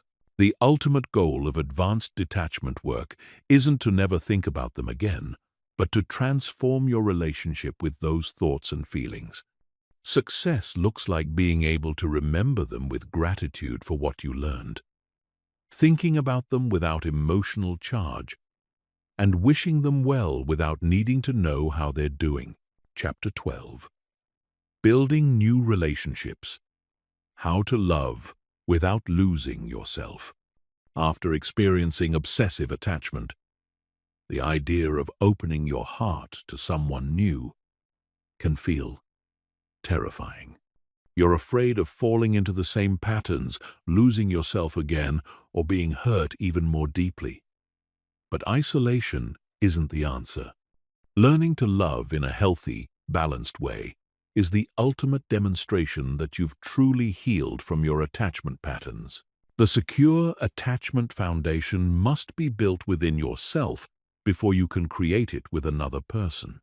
Secure attachment means feeling fundamentally safe in relationships, trusting that you can handle whatever happens, and maintaining your sense of self even when deeply connected to someone else. This security comes from your relationship with yourself, not from finding the right person. Attachment style awareness helps you understand your default patterns in relationships. If you experienced obsessive attachment, you likely have an anxious attachment style, which means you tend to seek excessive reassurance, fear abandonment, and have difficulty trusting that others will be consistently available. Understanding this pattern allows you to recognize it when it arises and make conscious choices rather than automatic reactions. The independence before interdependence principle means establishing a strong individual identity and emotional regulation skills before seeking serious romantic connection.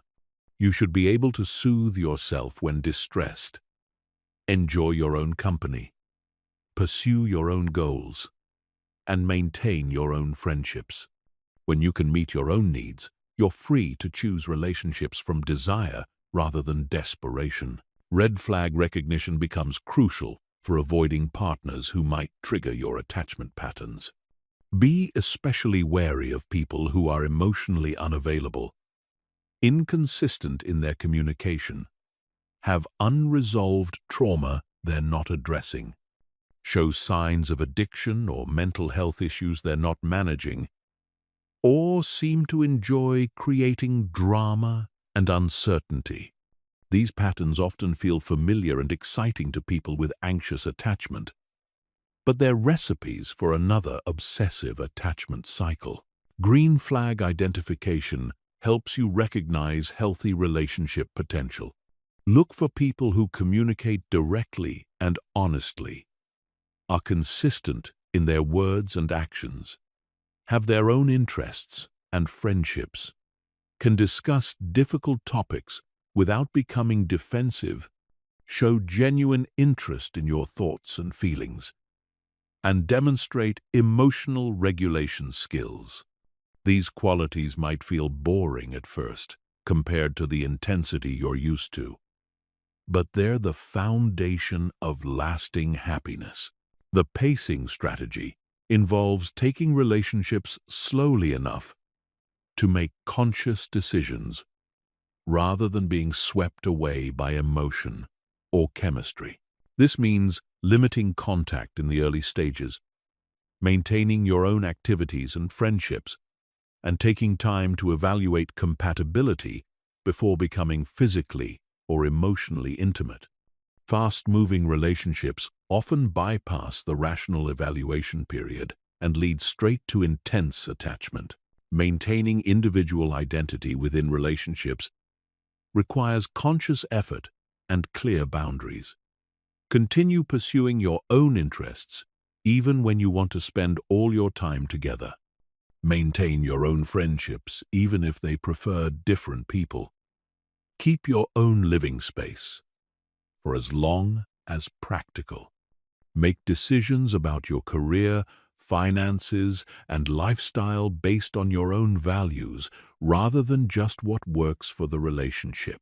The communication foundation involves developing skills for expressing your needs, concerns, and feelings directly, rather than hoping the other person will figure them out. Practice using I statements instead of you statements. Learn to ask for what you need without making demands. Develop the ability to discuss problems without attacking or withdrawing. These skills prevent the buildup of resentment and misunderstandings that fuel attachment anxiety. Emotional regulation within relationships means managing your own emotional state rather than expecting your partner to do it for you. When you feel anxious about the relationship, use your self-soothing skills rather than seeking excessive reassurance. When you feel triggered by something they do or say, take responsibility for your emotional reaction while also communicating your needs clearly. The interdependence balance involves being close enough to feel connected, but separate enough to maintain your individual identity. Healthy relationships involve mutual support and shared experiences while preserving each person's autonomy and individual growth. You want to enhance each other's lives rather than complete each other or fill gaps in each other's identity. Trust building happens gradually through consistent, positive experiences rather than through dramatic gestures or intense conversations. Notice when they do what they say they'll do, when they're honest about difficult topics, when they respect your boundaries, and when they support your individual growth. These small, consistent actions build genuine security over time. Conflict navigation skills prevent small disagreements from becoming relationship-threatening events. Learn to fight fair by focusing on specific behaviors rather than character attacks. Taking breaks when emotions become too intense, and working toward solutions rather than just expressing feelings. Healthy relationships involve conflict. The difference is how it's handled. The fantasy versus reality check involves regularly evaluating your partner based on who they actually are, rather than who you hope they'll become or who you imagine they could be with the right support. Pay attention to their actual behavior patterns, their follow-through on commitments, and how they treat you consistently, not just in their best moments. Breaking codependent patterns requires maintaining your own goals, friendships, and identity, even when you feel pulled to merge completely with your partner. Codependency often feels like love, but it's actually mutual dependency that weakens both people. Healthy love enhances individual growth rather than replacing it. The vulnerability timing involves sharing deeper parts of yourself gradually, as trust and safety are established rather than too much too soon in an attempt to create instant intimacy.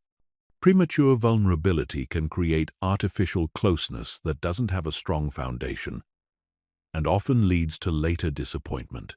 Sexual pacing allows emotional and intellectual compatibility to be established before physical intimacy, creates attachment hormones that can cloud judgment about long-term compatibility.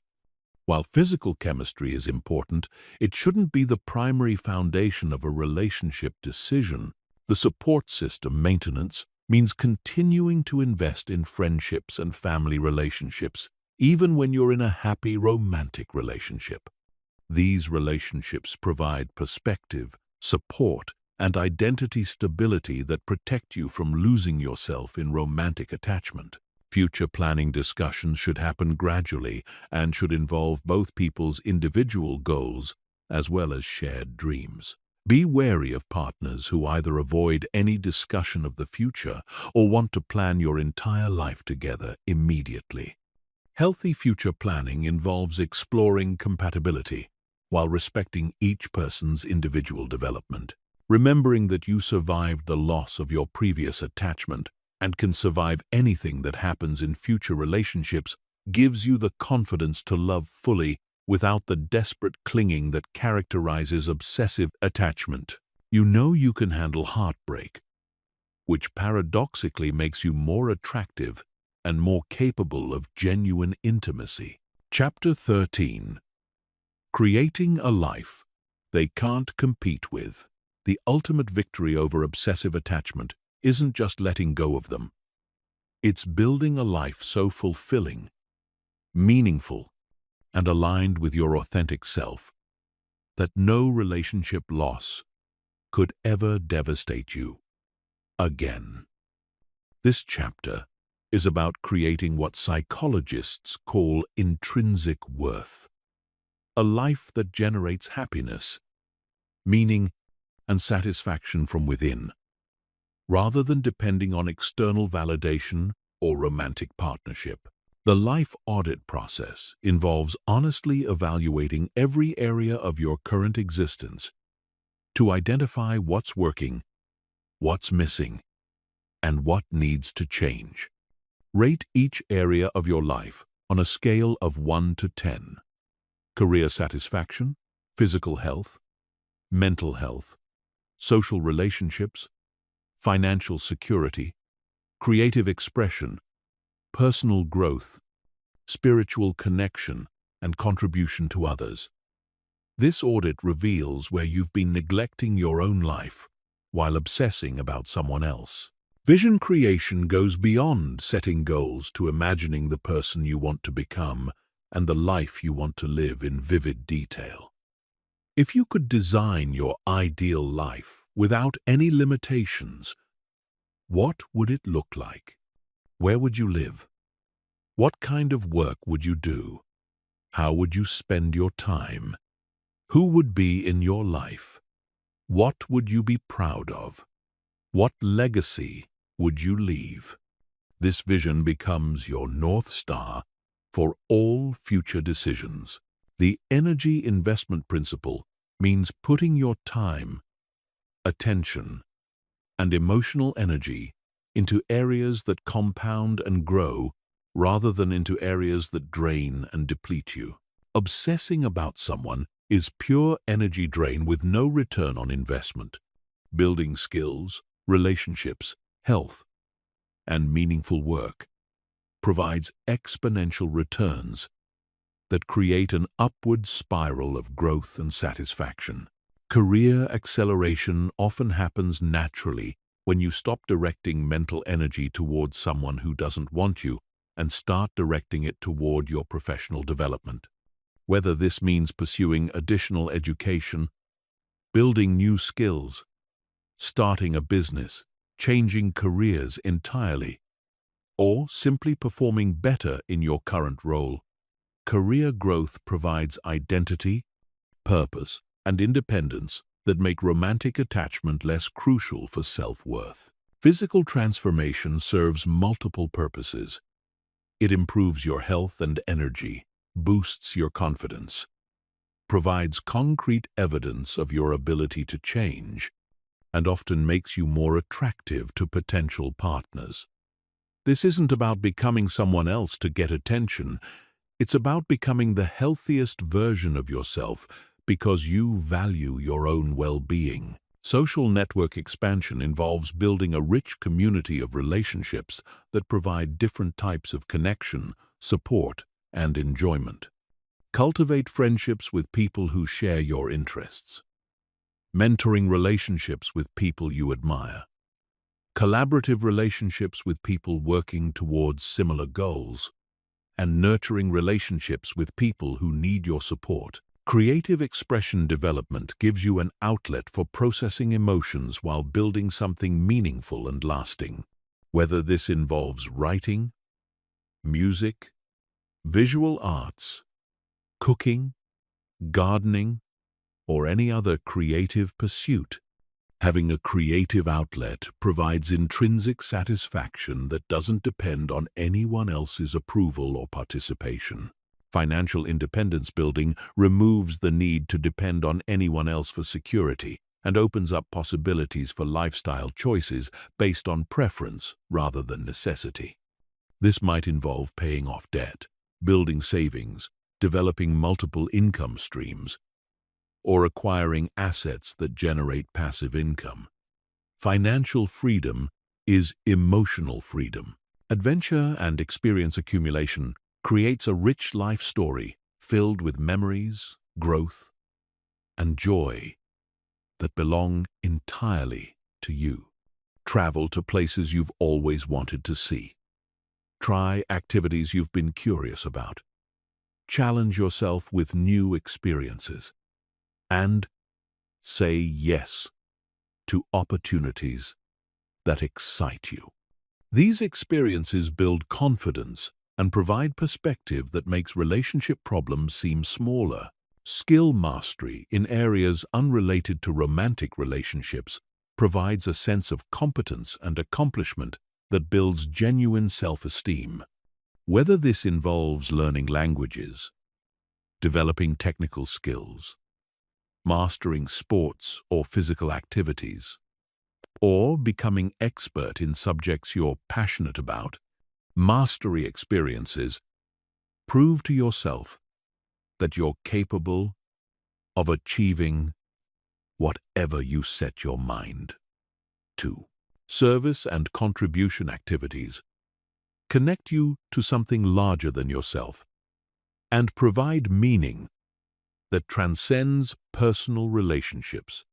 This might involve volunteering for causes you care about, mentoring others who are facing challenges you've overcome, contributing your skills to community projects, or simply being a positive influence in others' lives. Spiritual development provides a foundation of meaning and connection that's independent of human relationships. This doesn't necessarily involve religion, though it might. It could involve meditation practices, connection with nature, philosophical exploration, or any practice that helps you feel connected to something greater than your individual existence. The compound effect of simultaneously improving multiple areas of your life creates momentum that accelerates your growth exponentially. When you're building your career while also improving your health, while also expanding your social circle, while also developing new skills, each area reinforces and supports the others. Success in one area provides energy and confidence for growth in other areas. Identity integration means becoming someone whose sense of self is derived from multiple sources, rather than depending primarily on romantic relationships for identity and worth. When your identity includes being a skilled professional, a loyal friend, a creative person, a healthy person, a generous contributor, and whatever other roles matter to you, losing one relationship can't threaten your entire sense of self. The magnetic effect occurs when you're genuinely happy and fulfilled in your own life. People are naturally drawn to others who radiate contentment and positive energy. Paradoxically, the less you need someone else to complete you, the more attractive you become to potential partners. But this attraction comes from authentic fulfillment rather than desperate need. Legacy building involves creating something that will outlast your lifetime and matter beyond your personal satisfaction. This might involve building a business, raising children, contributing to important causes, creating art, or simply being remembered as someone who made others' lives better. Legacy thinking provides perspective that makes temporary relationship setbacks seem less significant. The abundance mindset shift occurs when you realize that your life is full of opportunities, possibilities, and sources of joy that don't depend on any specific person choosing to be with you. Instead of feeling like you're missing out on the one person who could make you happy, you recognize that happiness comes from engaging fully with the life you're actually living. Creating a life they can't compete with doesn't mean trying to make them jealous or prove something to them. It means building something so meaningful and satisfying that even if they came back and wanted to resume the relationship, you would have to seriously consider whether it would add value to the life you've created. The ultimate goal is reaching a point where you're grateful for the growth their absence forced you to pursue. Chapter 14. When they come back. How to handle contact without losing your progress. One of the most challenging situations in the letting go process is when the person you've been working to detach from suddenly reappears in your life. Whether they reach out directly, you encounter them unexpectedly, or they send mixed signals through mutual friends or social media, their return can trigger all the attachment feelings you've been working to heal. This chapter prepares you for these scenarios and provides strategies for maintaining your progress. The return pattern is more common than people realize. Often, just as you're beginning to heal and move forward, they sense the shift in your energy and become curious about what's changed. This isn't necessarily because they want a genuine relationship. It might be because they've lost their power over you, and that shift threatens their ego or their backup plan of keeping you available. Recognizing the difference between genuine interest and ego validation is crucial when they make contact.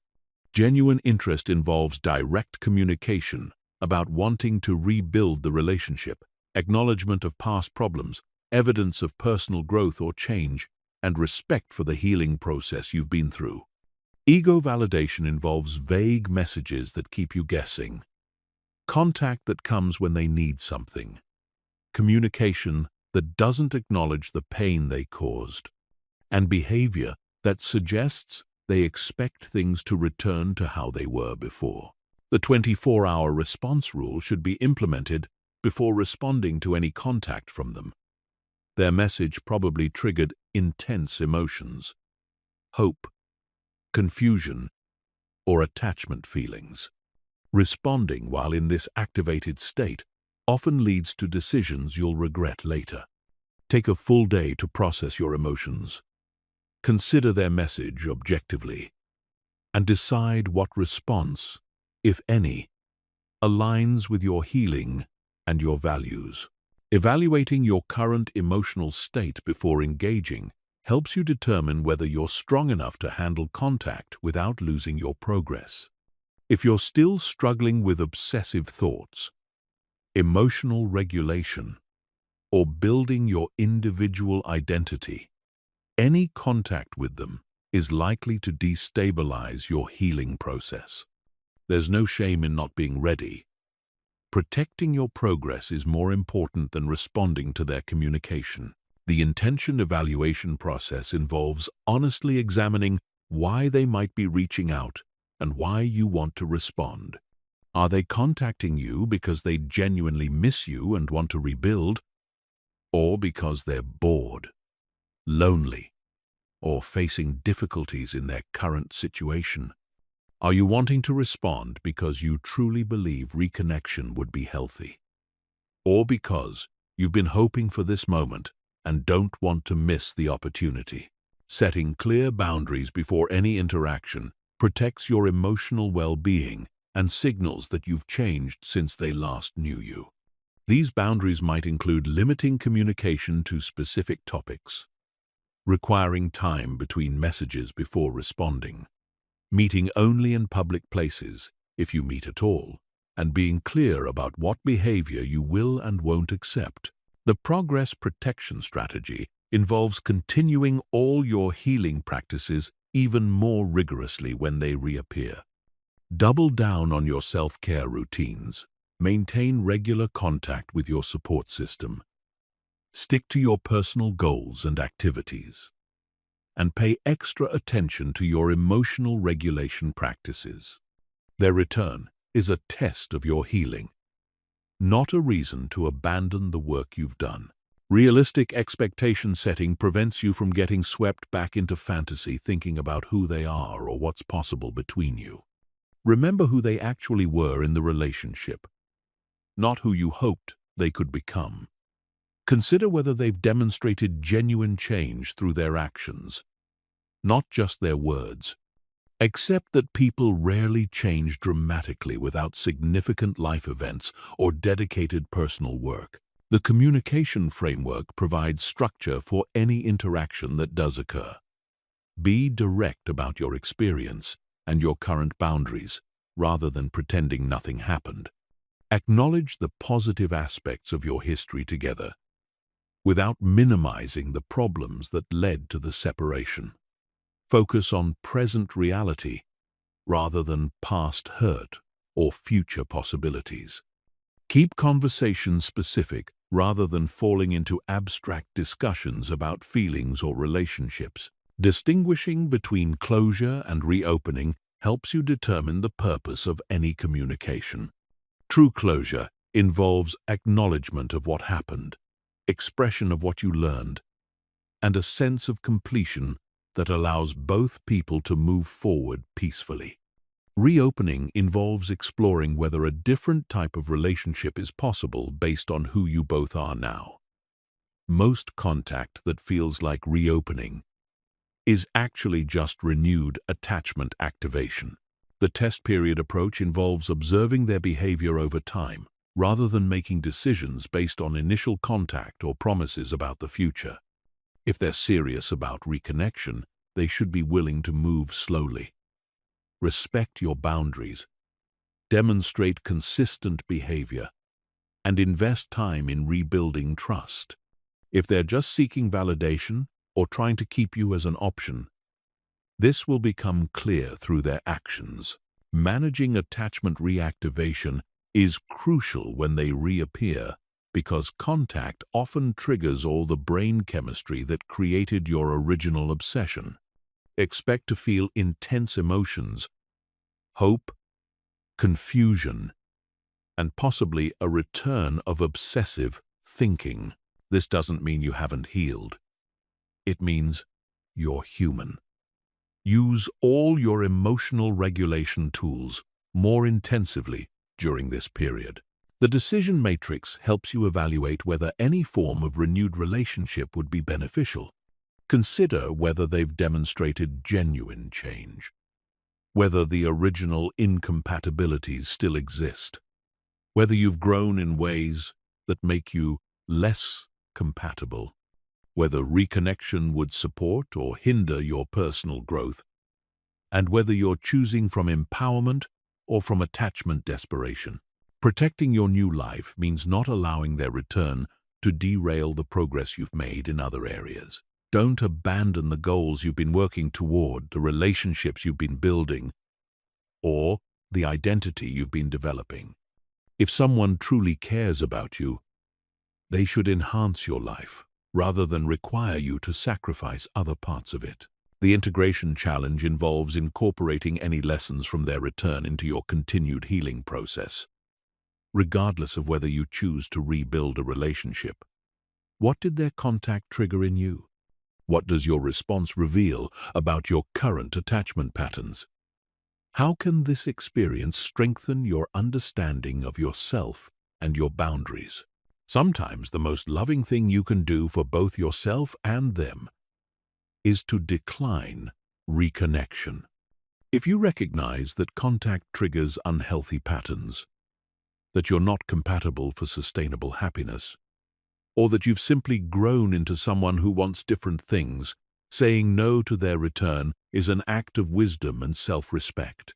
The ultimate test of your healing isn't whether they come back, but whether you can handle their return or their permanent absence with equal emotional stability.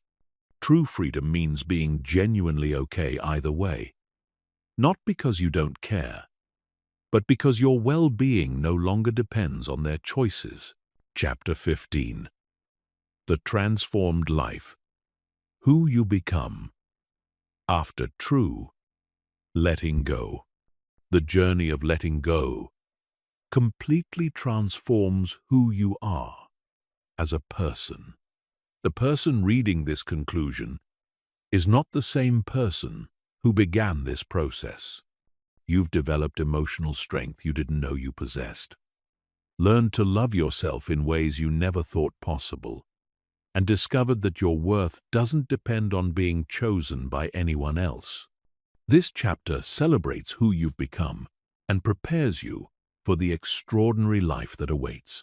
The emotional sovereignty you've developed means you no longer need anyone else to regulate your inner state. You can feel sad without being devastated, angry without being destructive, and hopeful without being desperate.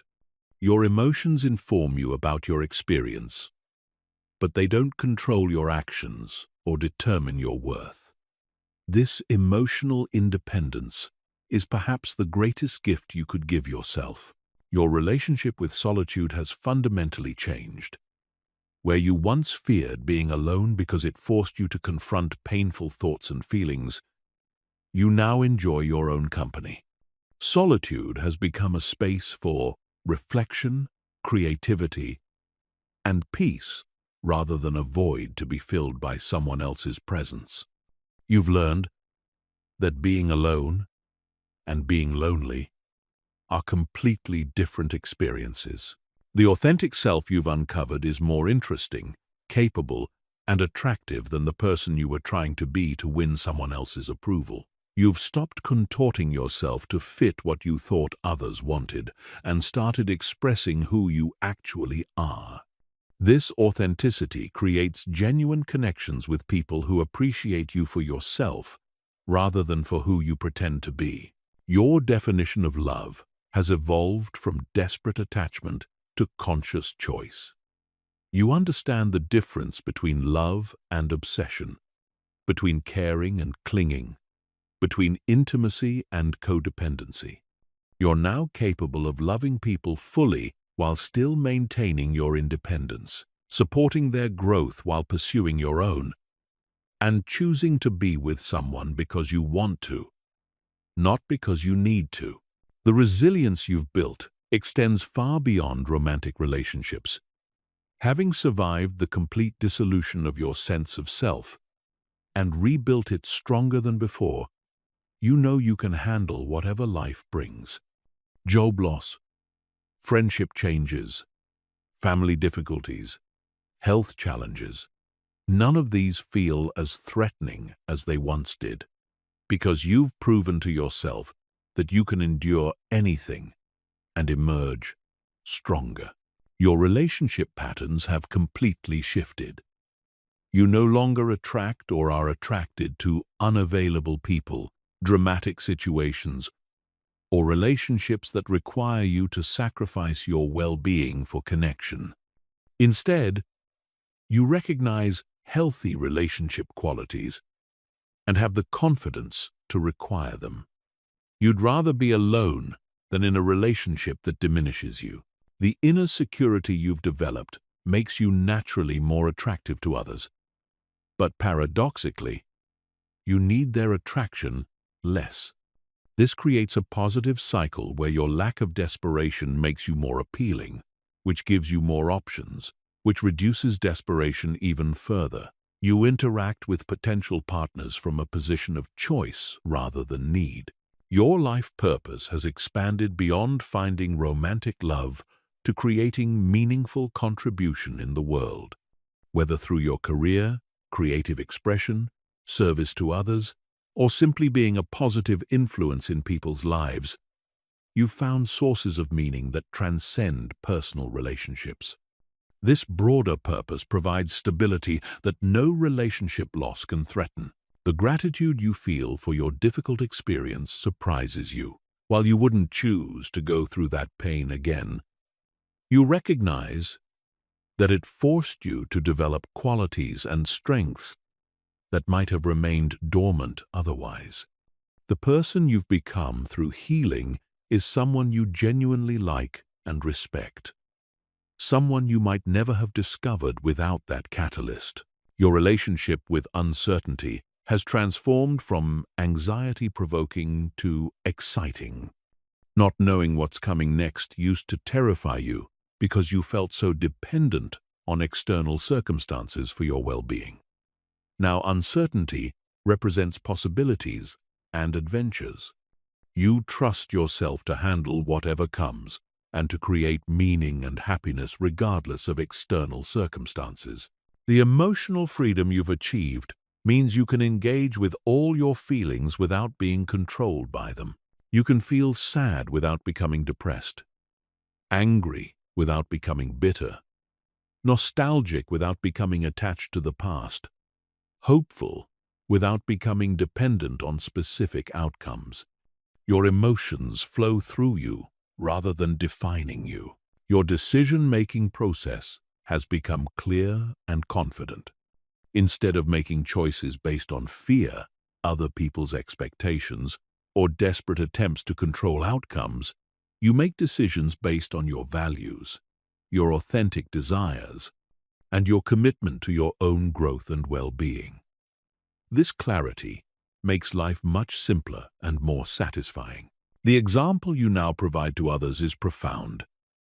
People notice your transformation, your confidence, your peace, your authenticity, your emotional stability. Without trying to teach anyone, you demonstrate that it's possible to survive devastating heartbreak and emerge stronger, happier, and more complete. Your healing inspires others to believe in their own capacity for transformation. Your relationship with your past has shifted from regret and rumination to acceptance and learning. You can think about previous relationships, including the one you had to let go of, with appreciation for what they taught you and what they brought to your life, without wishing they had been different or hoping they might resume. The future you're creating is based on your own vision rather than on finding someone to complete you. You have goals, dreams, and plans that excite you independent of any romantic relationship. While you remain open to love, your happiness doesn't depend on it materializing. This makes you both more attractive as a partner and less likely to settle for relationships that don't truly enhance your life. The most profound transformation is that you've learned to be the source of your own validation, security, and love. You no longer need someone else to make you feel worthy, valuable, or complete because you provide these things for yourself. This doesn't make you selfish or closed off. It makes you capable of genuine intimacy because you're connecting from wholeness rather than from neediness. Looking back, you realize that the person you were obsessively attached to wasn't actually the love of your life. The love of your life is the relationship you've built with yourself. Every other relationship you have going forward will be an addition to this foundation rather than a replacement for it. This is true love, the kind that can never be taken away from you because it exists within you. The journey of letting go has revealed that you are already whole, already enough, already worthy of love, exactly as you are. You don't need to be chosen by any particular person to validate your worth. You don't need to be in a relationship to be complete. You don't need external circumstances to be perfect to experience deep happiness and fulfillment. This is your new beginning. The pain that brought you to this process was the gateway to becoming the person you were always meant to be. You are free. You are whole. You are ready for whatever beautiful experiences await you. And most importantly, you know that no matter what happens, you will always have the most important relationship of all, the one with yourself.